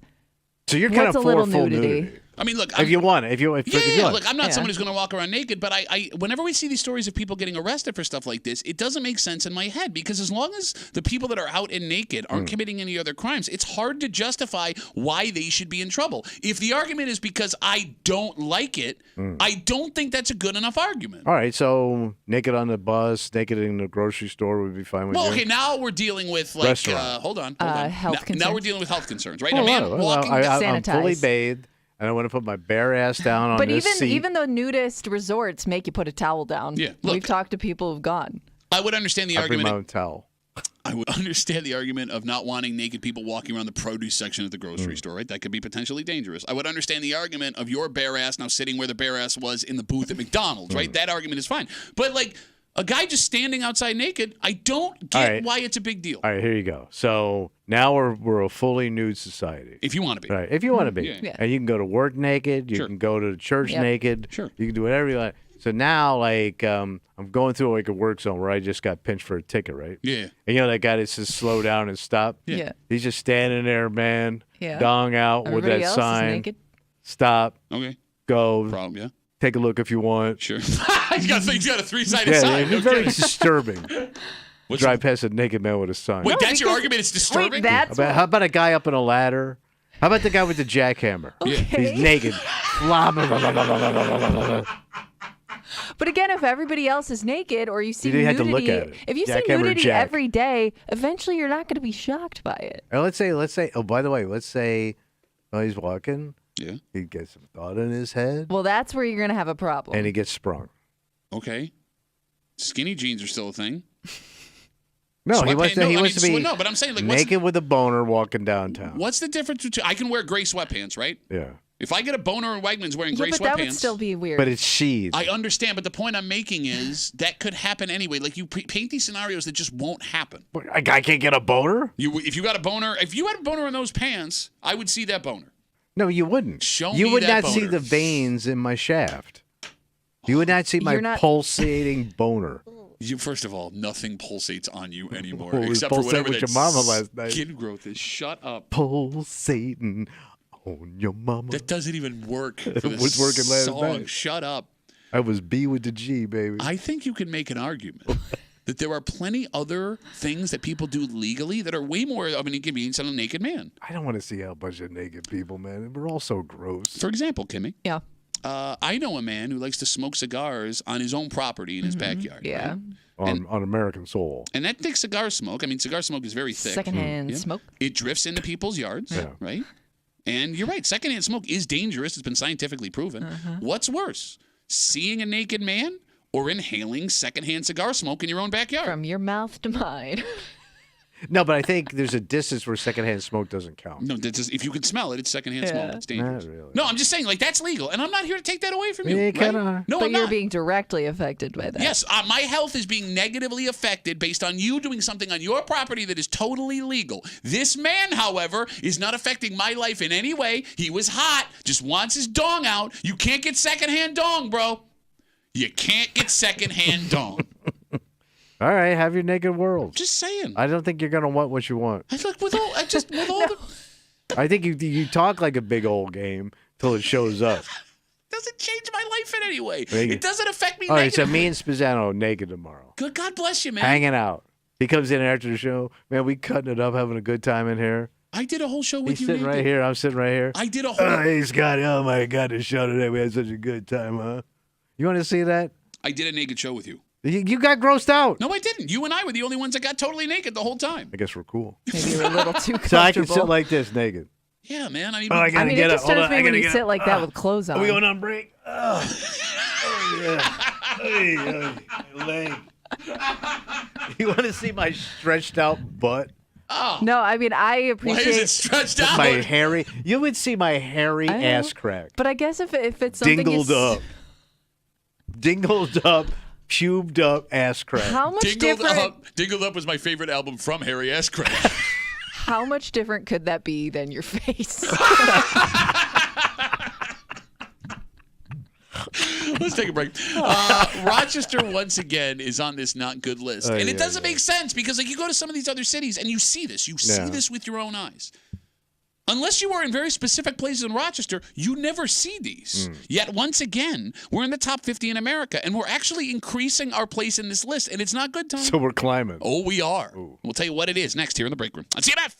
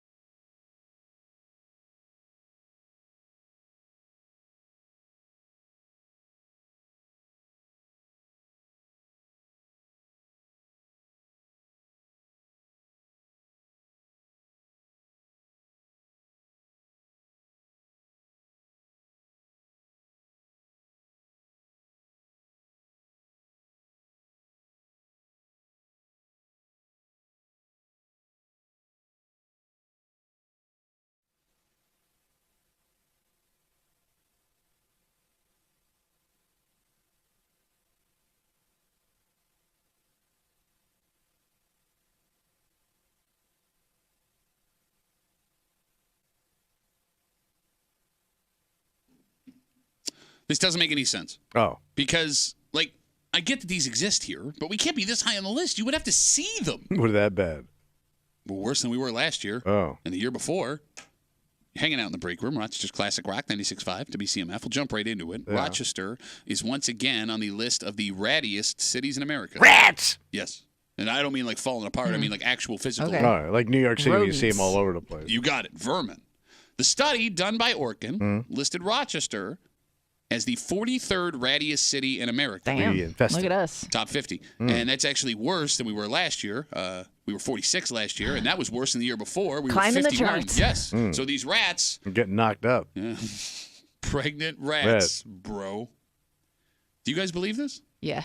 What? I mean, we have a lot of old buildings and a lot of old structure where I guess they would infest. Yeah, think of this building alone. Have you ever seen a rat? I don't know if what I'm looking at is a mouse or a rat. You They're pretty big mice. There's a difference. You know the difference between a mouse and a rat. I also saw, there was one morning I was coming in and I saw, I don't know if it was a hawk or what it was, a falcon, whatever. One of those big ass birds had one in its talons. Okay. Eating good. I get that there are rats in Rochester, obviously, right? And I also understand that you got to be careful about anecdotal stories. But I would think that a top 50 rattiest city in America, you would see rats on a semi-regular basis. Well, you would see them at night mostly. That's the thing. You don't normally see them during the day. Like if you walk around New York City at night, it's like, holy Christ. I've seen rats in New York City, right? I've seen rats in Florida. I've seen rats in Atlanta. If only there were people that we knew that went to work downtown near the old buildings outside when it was still dark out. When's the last time you saw a rat? I've seen them when I used to walk my dog at night. I used to see rats all the time. Okay. But that was how long ago? Like 5 years, not even. No, again, I get that there are rats. We can't be the 43rd rattiest city in America. It doesn't make sense. How often do you hear of a rat infestation? First of all, we're one of the poorest cities in the country. True. And poverty like that in older buildings, you're going to have, where they're not maintained, you're going to get rats. Understood. But so that kind of adds to it. Are colder weather cities more or less likely to have rat infestation? Well, you did mention a lot of like New York City, Detroit. Well, like, what are the top ones? Do you see them there? I got the list. I'm guessing there are probably a lot of cold weather cities where they go inside. Yeah. Like I know, like Washington D.C. has one of the worst rat populations. Yes. Okay. That was where I saw it the worst. Like it the was mall insane. there at night is. People don't realize that thing is infested because they got that reflecting pool. It's like a water source. Is that what it is? Yeah. Because it looked like the ground was moving. That's why Martin Luther King had to cut that whole speech short. So Chicago is number 1. Rattiest city in America. Super cold. Yep, if you go down the list. But Los Angeles is in the top 10. So it's Chicago, L.A., New York, San Francisco. So we're bouncing back and forth between weather. San Francisco is cool, not cold. Shut brisk. One of the coldest winters I had was summer in San Francisco. Chicago, L.A., New York, San Francisco, D.C., Denver, Philly, Detroit, Baltimore. I mean, it's those are almost all cold cities. No, they're not. Baltimore and Denver. Denver is cold. Baltimore's cold. D.C. is cold. It can get cold. It's not like here. It gets snow. What do you think? It's Miami? So you're going to say, man, I want to go to D.C. in the wintertime? They get storms. Of the top 5, 2 of the climates are warm, both in California. All right. So I think it has more to do with the size of your city and how old it is. Well, obviously, people are going to bring in a rat because of the trash. Columbus, Ohio is a relatively new city compared to everything else, right? They're a modern city. Columbus, Ohio. It didn't start building up until like 50 years ago, right? That's they got the rat. So Syracuse is on this list. So is Buffalo. I don't know. Poor city, too. Okay. Post city. But see, there's poor parts of every city. Could it also have to do with just trash regulations, things like that would attract more rats? Well, I mean, again, more people, more trash. Yeah. That's one of my favorite Notorious B.I.G. songs. More people, more trash. Didn't you ever tell me when your brother was when he was a delivery driver? Didn't you were telling me, Kevin?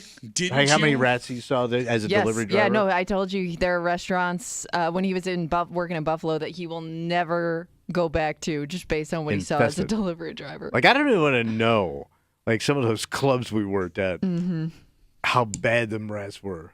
How about because they didn't clean them places. He got caught in a trap a couple of times. No, I get it. I'm not saying there are rats. I'm not saying there aren't infestations every once in a while. I just find it weird that we're top 50 on this list, and you haven't seen a rat in 5 years. When's the last time you saw a rat? I will say this. I've never seen a rat walking in here. I work with one every day. Who saw that one dirty coming? Look at that. Oh, I was caught in a trap. The other one. At least I changed the scenery. Yeah. So how? I'm gonna say we old and we po. You get rat. Okay. Maybe it's our old subway system. Oh yeah. Got a lot of underground That tunnels. crevice has got to be full of rats. No matter what she was going to say, you were going to go, oh, yeah. She could have been like, maybe it's the rainbows coming out of the mountaintop outside of Rochester. Oh, yeah. Oh, yeah. They're climbing up the rainbow over this mountain I've never seen before. Fantastic. I mean, we do have a lot of... Yeah, a lot of underground places that they could live. And we got some nasty areas in the city. They're just nasty. Yeah, underground places, not like, let me look at the list afterwards. Champaign, Illinois, Kansas City, Missouri, Burlington, Vermont, Oklahoma City, Oklahoma, Syracuse, Charleston, West Virginia, Greenboro, South Carolina. Greenboro. Southern rat. South Carolina. Southern rat going on. Bite your ass. Eat your cheese. All right, let's take a break. Last night, sports history was made. Oh, yeah. Breathtaking. Well, that's just it, man. Like, there are people that love this, and there are people that are furious about this. It's just a joke. What do you mean it's just a joke? It's a joke. Okay, all right. So we found where he came down. Well, let me ask you. I got a question for you because you're big sports guy. Sure. But this conversation is more than about what happened with the Lakers, LeBron James, and his next of kin. Yeah. Right? Last night. Because as we talk about things that cities are known for, I am arguing Rochester is not known for rats. We are known for family business. Oh, yeah. Every other business is a family business. And as much as people hate what is happening here, there are a lot of people listening to this show that know working with the boss's kid ain't always the worst thing in the world. Oh, you mean it could be a blessing? Depends on how it all works out. We'll get to it next here in the break room on 96.5 WCMF.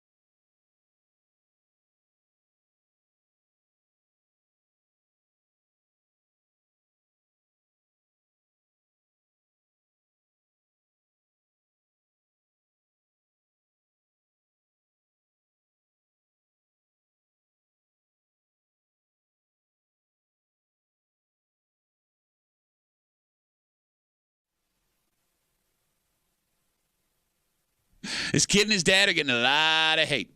Mm-hmm. Folks say the kid doesn't deserve the job he has, and the only reason he has it is because of his daddy. Yep. And they're probably right. Yeah. But this is super common in a bunch of different workplaces, especially around here. And as much as you may not like it, it doesn't change the fact that you may have to navigate around working with the boss's kid. Yeah, all right. You're hanging out in the break room. Rochester's Classic Rock 96.5. WCMF, by the way, we got your chance at $5,000. $5,000, Kimmy. Fall into 5K a day. It's easy to win. Just download the free Odyssey app. You log in, listen to WCMF for at least an hour each day. Just look on. Yeah, but that's simple, man. Yeah. I mean, it's easy. We're great. Just kick back and enjoy the entertainment. One daily winner in this national contest will receive $5,000. $5,000. Fall into 5K a day. Download the Odyssey app. Listen to CMF. Good luck from your friends here in the break room on CMF. Last night, what happened? NBA history was made. It was breathtaking. For the first time ever, a father and son shared the floor in an NBA game. LeBron James and his son Bronny entered the game with, 4 minutes left in the second quarter last night. I don't believe Bronny scored. He took 2 shots. Had one blocked. Yeah. Missed. Okay. But first time out. But both on the court together. Good court together. Oh, yeah. All right. So for the moment that Bronny, LeBron Jr., was drafted, he has been catching a ton of crap. Yeah. And the argument, Tommy, the only reason he had a spot in the league, let alone being drafted, was because his dad demanded the team do it. He's the king. You got it. Right. So you said you had a question before we were coming into this break. I did. You said, I and I quote, "You're a big sports guy. I wanted to ask you something." Oh, my point. Yes. So. Oh yes. The question that you reminded me, I wanted to ask. But you just answered it. Okay, I'm sorry. That he would not be able to even make the team if he was a nobody. He was just a regular guy. He would not have gotten on that. No, He might be in the league, but no, he wouldn't be in the league. You don't even think that? Kimmy. They said he would have been. You don't think he would be on a roster? He was a 6-7 point a game player as a freshman at USC. No, he would have disappeared into the dustbin. Yeah, they said he wasn't even the best player in his college team. He may not have been the third best player on his college team. So, no, he would not be in the league right now. So this is a total daddy bump. 100%. You can argue he's not even in the G League, which is the European League? No, the G League is like minor league basketball run by the NBA. Okay. So all of those people saying this kid only has a job because of his dad are right. Yeah. But here's the thing. Getting away from the NBA and back to real life. Right. This situation is surprisingly common, especially in the greater Rochester area. Like the old man throws you a bone. We're a family business town. Yeah. Restaurants, bars, bakeries, contractors, window companies, car dealerships. It feels like every plumber in town has and sons on their van somewhere. Yeah. And as we have this conversation, there are a bunch of people listening right now that are working with the boss's kid or for the boss's kid. 252-WCMF, 252-9263. Is working with or for the boss's kid a negative? So anytime I worked with a boss's kid, it was always a negative. Well, why is that? Because he's a narc. He's literally the eyes and ears when the old man ain't around. And this guy didn't even own the business. One store I worked at in Winn-Dixie, the store manager's kid worked with us. Okay. And he was just he was a weirdo and a narc. And he had this old, and it was the same. The father was Bob Albin. The kid was Bob Albin Jr. Oh, so you're talking about Bob Albin and Bob Albin Jr.? Yes. Okay. He had such a Same thick name. Southern accent, he couldn't pronounce his own name. He pronounced it Bob Albin. Bob Albin? Yeah.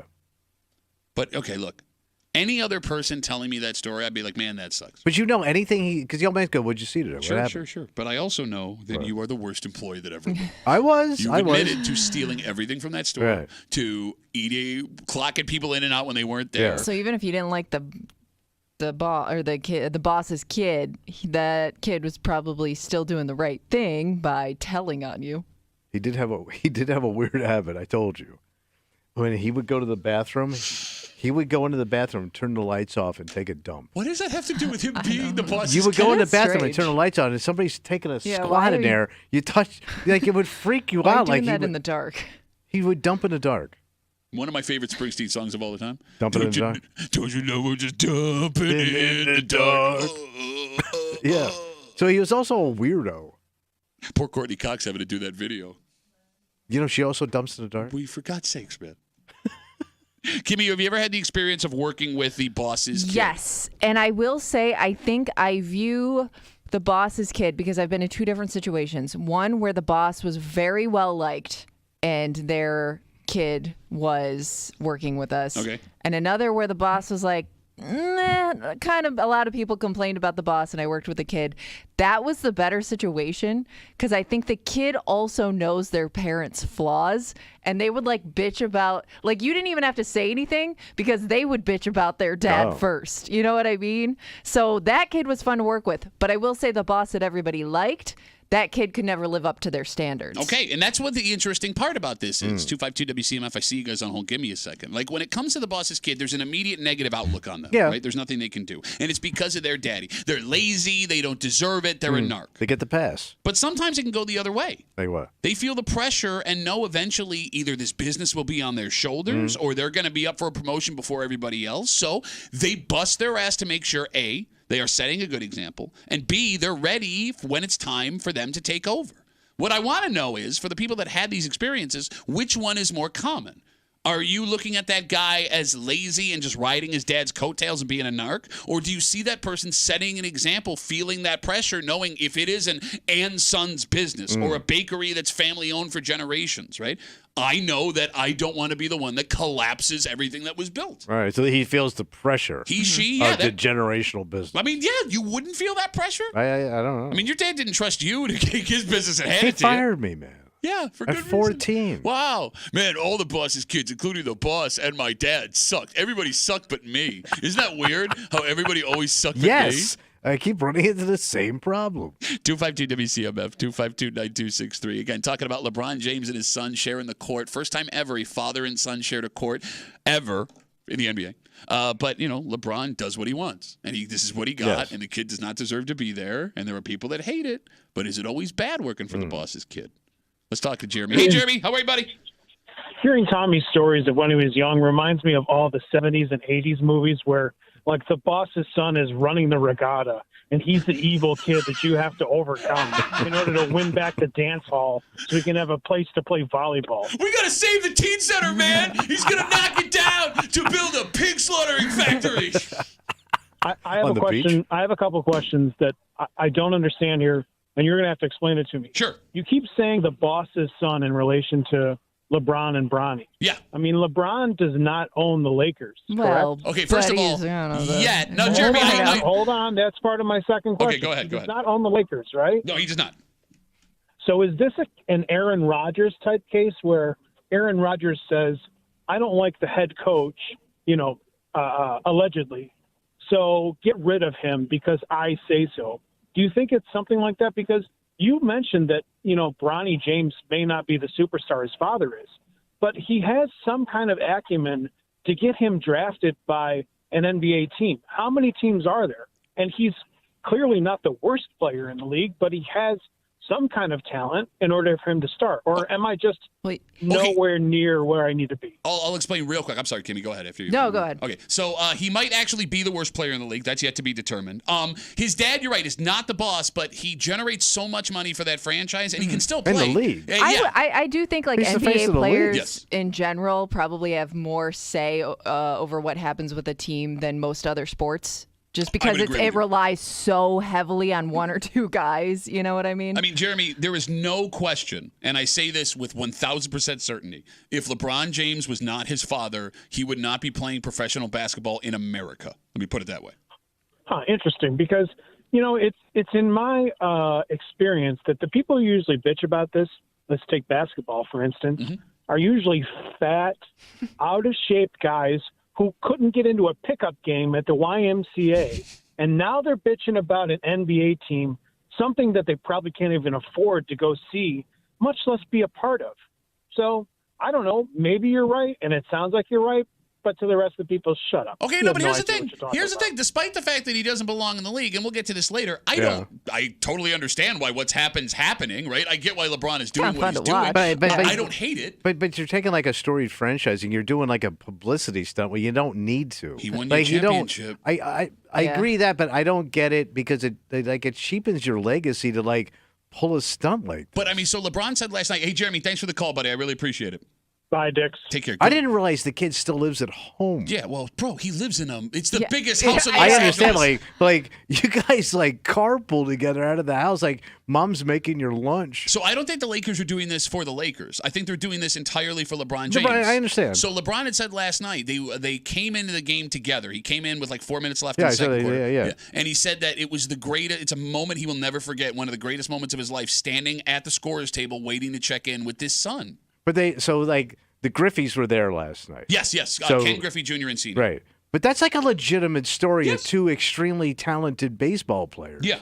Like, that's not the same story here. Like, Junior was better than his father. Agreed. Like, this isn't they're all sitting there like, yeah, we're all in the same club. But that one kid can't be going, yeah, I'm just like you, Kenny. Okay. Man, Kenny, me and you to say it, right?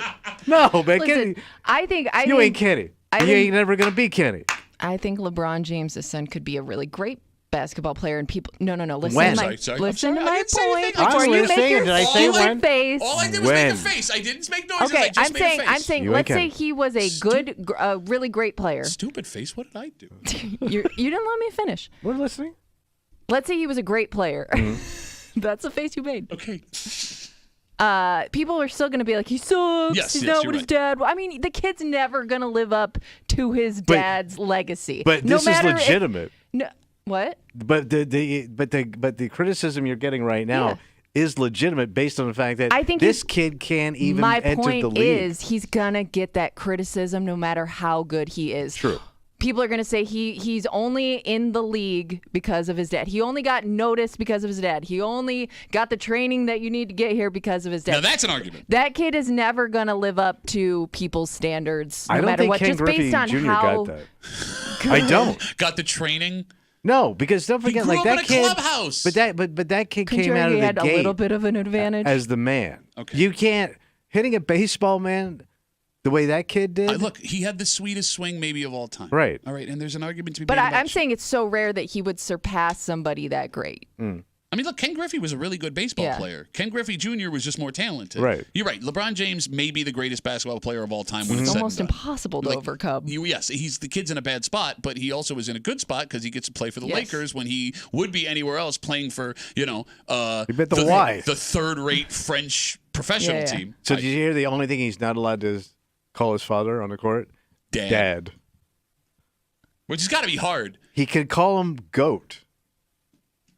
Does anyone else call him Goat on the court? I know. Hey, Goat. Goat, I'm open. Goat. Hey, Goat. All right, 252 WCMF. Going back to the discussion we were having, working for or with the boss's kid, the positives, the negatives. Because I see you guys on hold. It doesn't always have to be a bad thing, especially when that kid is put in a position to work a lower job before they take over, like what you were saying. Because it can suck to have an extra pair of boss eyes on you. Yes. But it can also benefit you if you and the boss's kid get along. All right, if you click. Right? Like if that guy's in charge one day and he knows that, A, you're actually busting your ass, if they see you as someone they can trust, if they value you and the help that you gave them, bringing them along, there is going to be something in it for you down the line. There'd be a payoff. Yes. Okay. Right? Yeah. 252 WCMF. Cody, it seems, disagrees. Hey, Cody, how are you, buddy?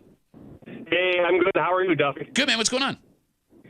So I don't explicitly have a problem with people getting a position because of who they know or who they're related to. I mean, I think it's been pretty well documented on the show. You wouldn't be Jack Diddley Squat if you didn't know people. But the problem I have is when you get unfairly favored. I had an experience, not at my current day job, but a side gig, where the boss had brought their kids in, and they're still there, and even their kids' now. And, I mean, they were just absolutely terrible, completely destroying the whole operation. People quit. Morale was terrible. But because they're kids, they're never going to get reprimanded for any of them. And that's the other problem, right? Like, there are those companies where the kid's getting it no matter what happens. Right. That kid comes in, destroys what the family built, and people are out of work, right? So, Right, exactly. And, I mean, the kids had brought some of their friends in to work. I mean, they're older, 30s, but they had brought some of their friends in to work as well, and they were even worse. But because they were friends, everybody else got reprimanded for trying to either, turn them in or say, hey, this isn't cool. Well, so that business must have went under.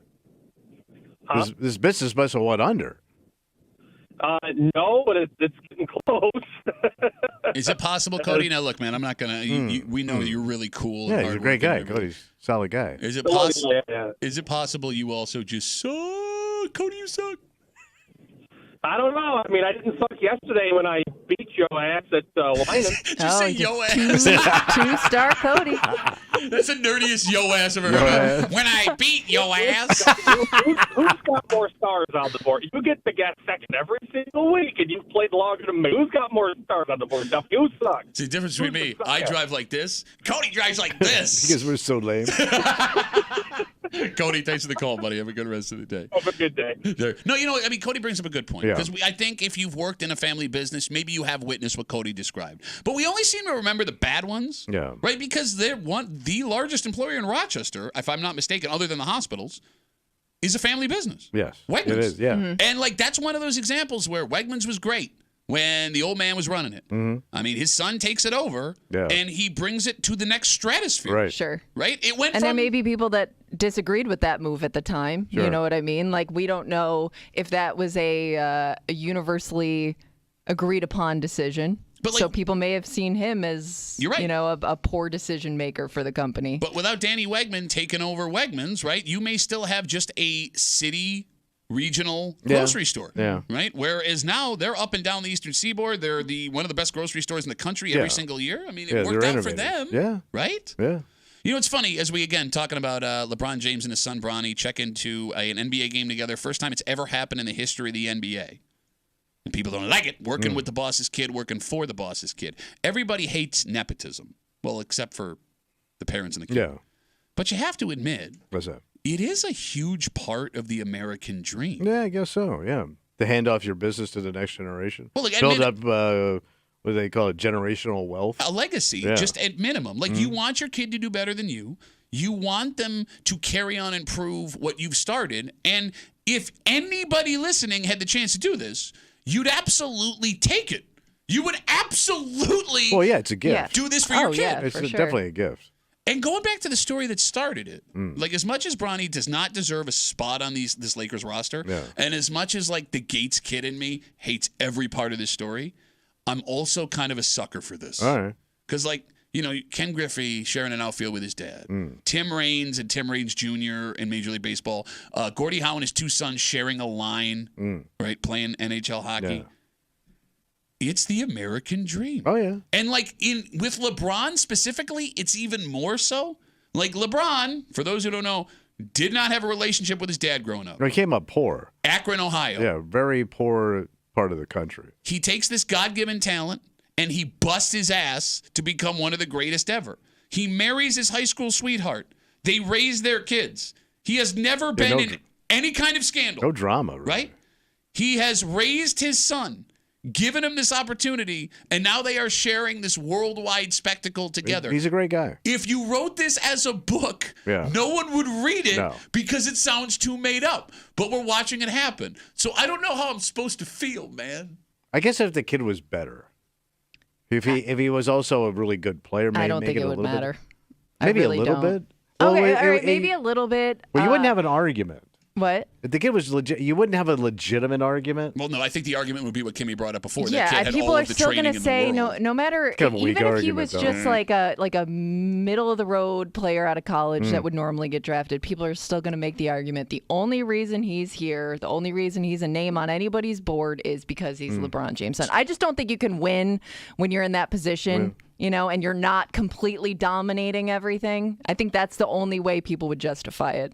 It is weird, though, like where people pick and choose to play the nepotism card. Yeah. Because people hate LeBron James, and I get it. Like, he's been the face of the NBA. Well, you get everything. And I'm not here to defend LeBron James. I love, basketball-wise, cheering against him, too, right?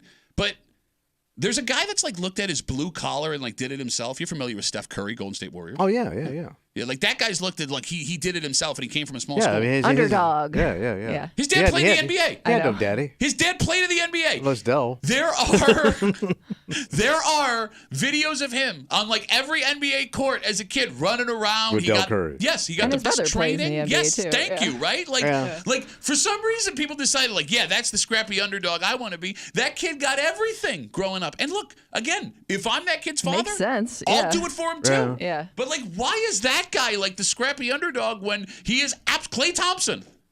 His dad, Michael Thompson, played the NBA, played with Steph Curry, another guy who they're like, man, couple of scrappy guys coming in here. Like the amount of NBA players that have pedigree like that nobody calls on is mind-blowing. Or even professional athletes with parents who also played professional sports. Even if it's not the same sport they played, it's like, well, yeah, not only do they have the genetics, but I'm sure that they, were hooked up with the best trainers and everything that, they could, their parents could provide for them. They did. Absolutely. Like Frank Gore Jr. is a member of the Buffalo Bills right now. Yeah. He's currently on the practice squad, but he's been on the active roster the last 2 weeks. His dad, Frank Gore Sr., who played for the Bills a couple of years ago, was in New York the first night his son was activated, and they took a picture of him, and it was, like, awesome. Yeah. Like, again, I'm a sucker for this stuff. Right. But, I mean, like, you had all of the best opportunities because your dad played in the league. And there are coaches that are going to take a chance on you because you have that name to see if one day you just the wake up. networking helps, no matter what you do. What's the difference? All right. Well, when you put it like that. Well, you know what I'm saying. Let's take a break. All right. We are a week and a day away from Halloween. Oh, boy. And kids will get all dressed up. It'll be adorable. Mm-hmm. You're very anti-adult costume. Yes. But there are two things that you're not going to want to hear. One, nationally, more than you thought. How about the adults dressing up? That's going to happen. Yeah. But more locally, specifically in the building we're in. Did you see what I saw miss? yesterday? Oh, Did you Nope. see what Was I it an email? saw? Nope. What did you say? We're going to be slammed with costumes, Broseph. Really? Wait, what did you say? I walked around here this morning. We'll get into it next year in the break room on 96.5 WCMF.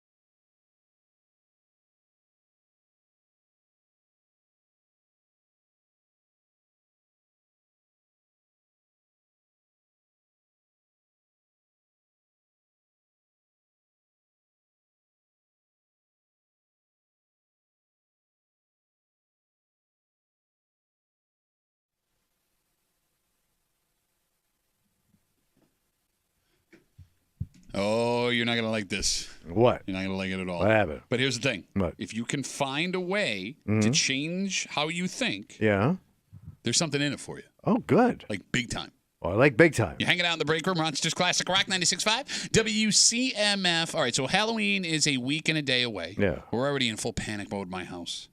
Oh, the costume. Okay, so my two girls are two very different people. My youngest is organized, on time. Everything is thought out 4 moves in advance. Yeah. She's like a little life chess player, right? So she has had her costume. It showed up yesterday, and she had to buy like 5 different pieces to be the Lorax from the Dr. Seuss book, and it's all ready to go. Putting it all together herself. Yep. And she did, and she tried it on, and everything's all set. That's and impressive. She instructed my wife, I need XYZ, and my wife got it for her online, and boom, we're good to go. And she got it all done under like $30, which is great. My 14-year-old last night realized that Halloween is less than a week away, and she wants to be the Joker. Okay. The new Joker, the movie now? Or Sure, probably. My Joker. I don't know. She just said Joker.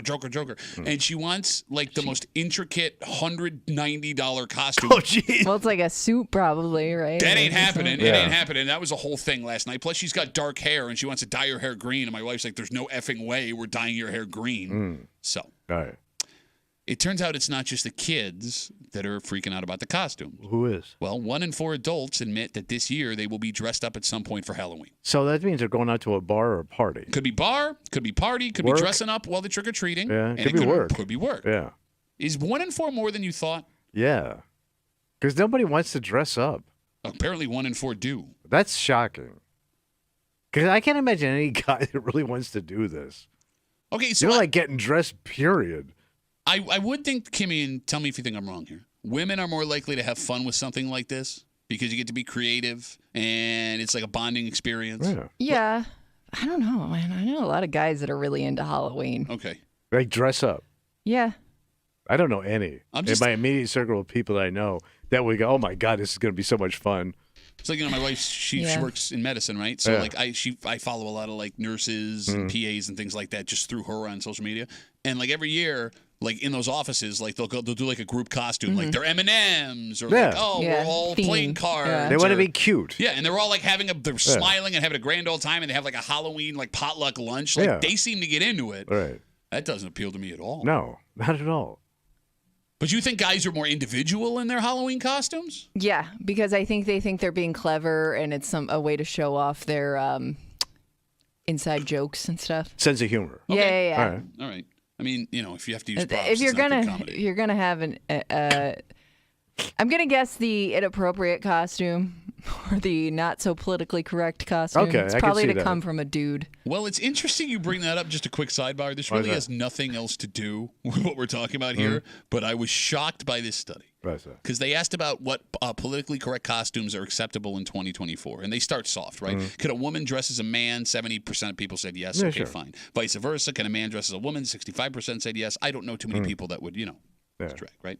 Then we get into the more difficult stuff. The morbid stuff? Well, not so much morbid as in like, hey, that could get you fired. Oh, I was going to say, so we're just talking costumes at work, not just costumes in general. Costumes, period. Okay. So it was asked, should your costume include a realistic-looking gun or weapon?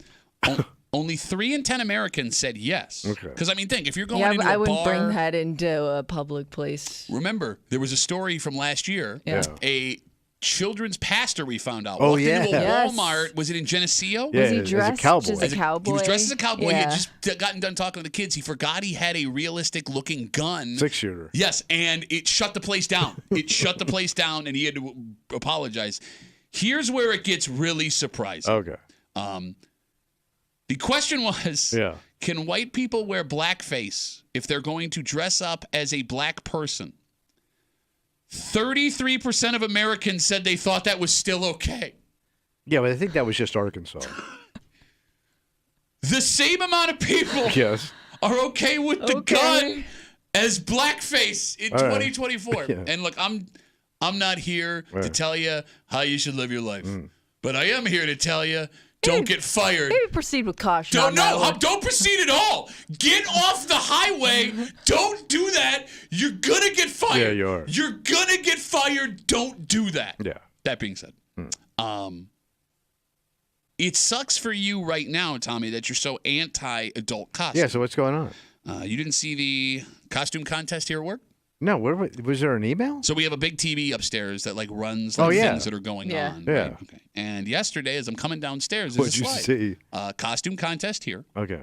I believe the prize for the best costume is $500. Damn. If I saw it the right way.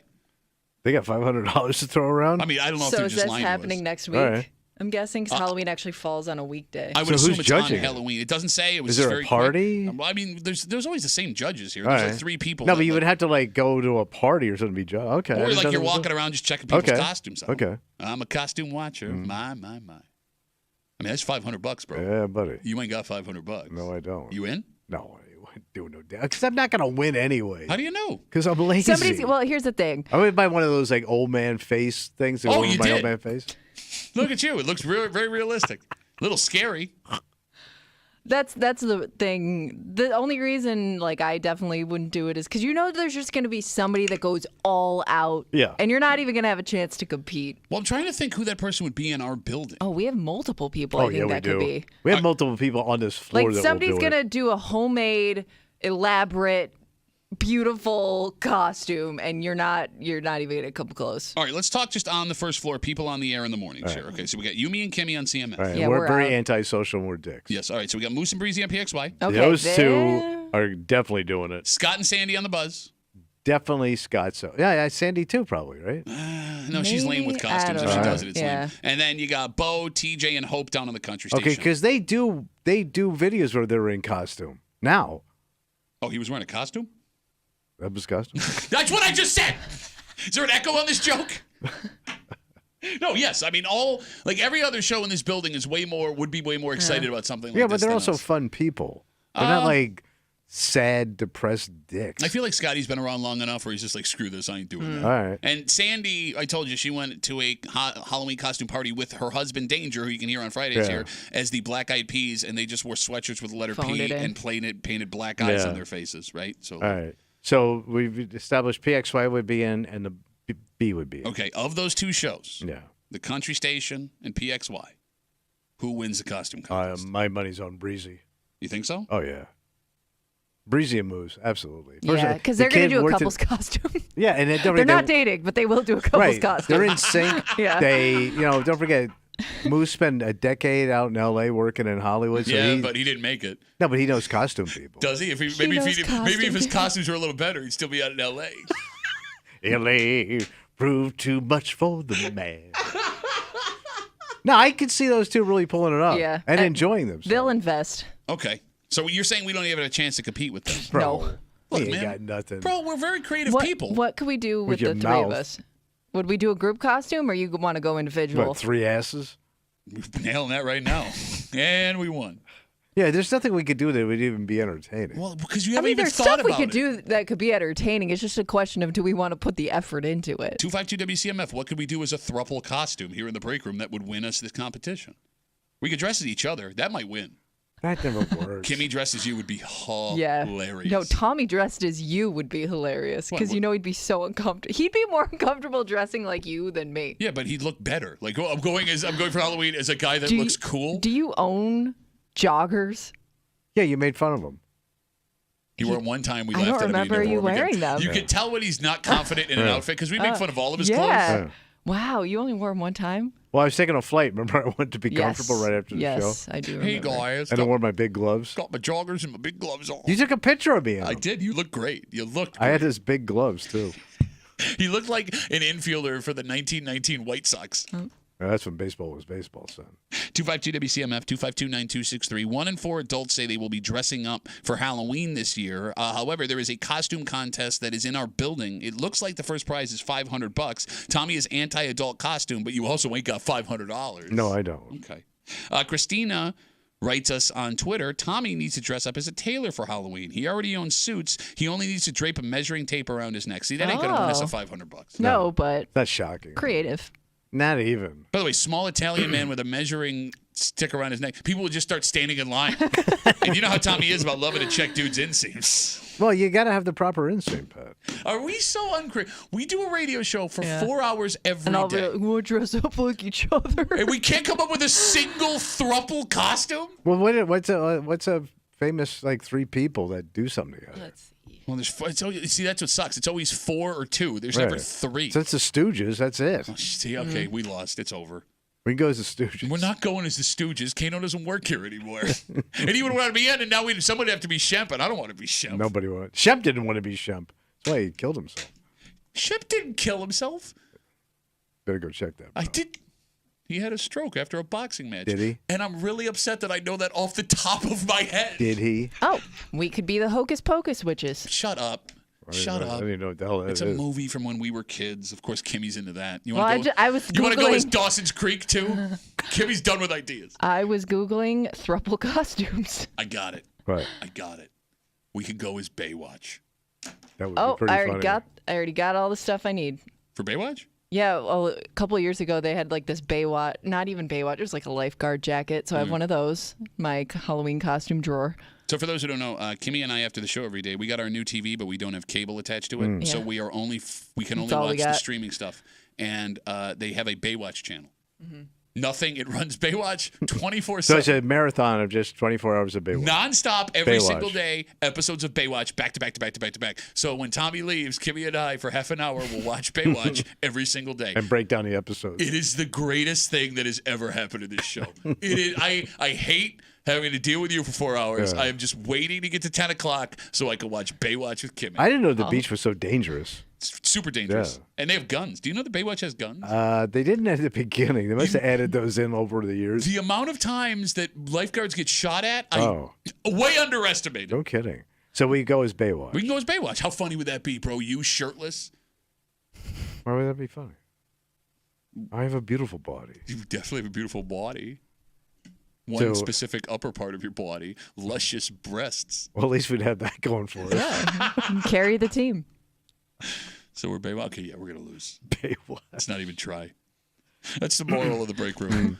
Don't even try. No, what's the point? We come back, we wrap it up, we tell you what we're doing tomorrow next here in the break room. On CMF!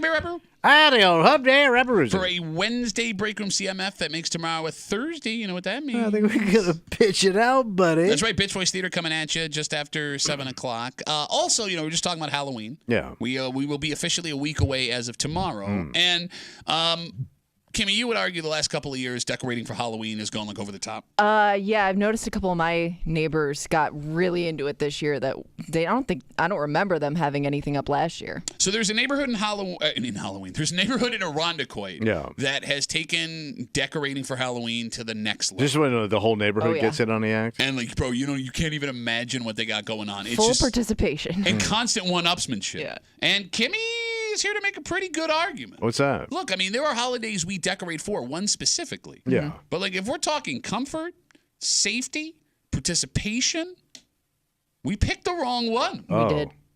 We picked the wrong one. So which one? We'll get into that and a whole bunch more tomorrow here in the break room on CMF. For Kimmy, who would be the manliest member of our Baywatch crew. For Tommy Muley, who, if he was doing Baywatch, it would be nothing but slow motion, jiggly jogs down the sand. My name's Pat Duffy. We'll see you tomorrow morning in the break room, 6 a.m. on 96.5 WCMF.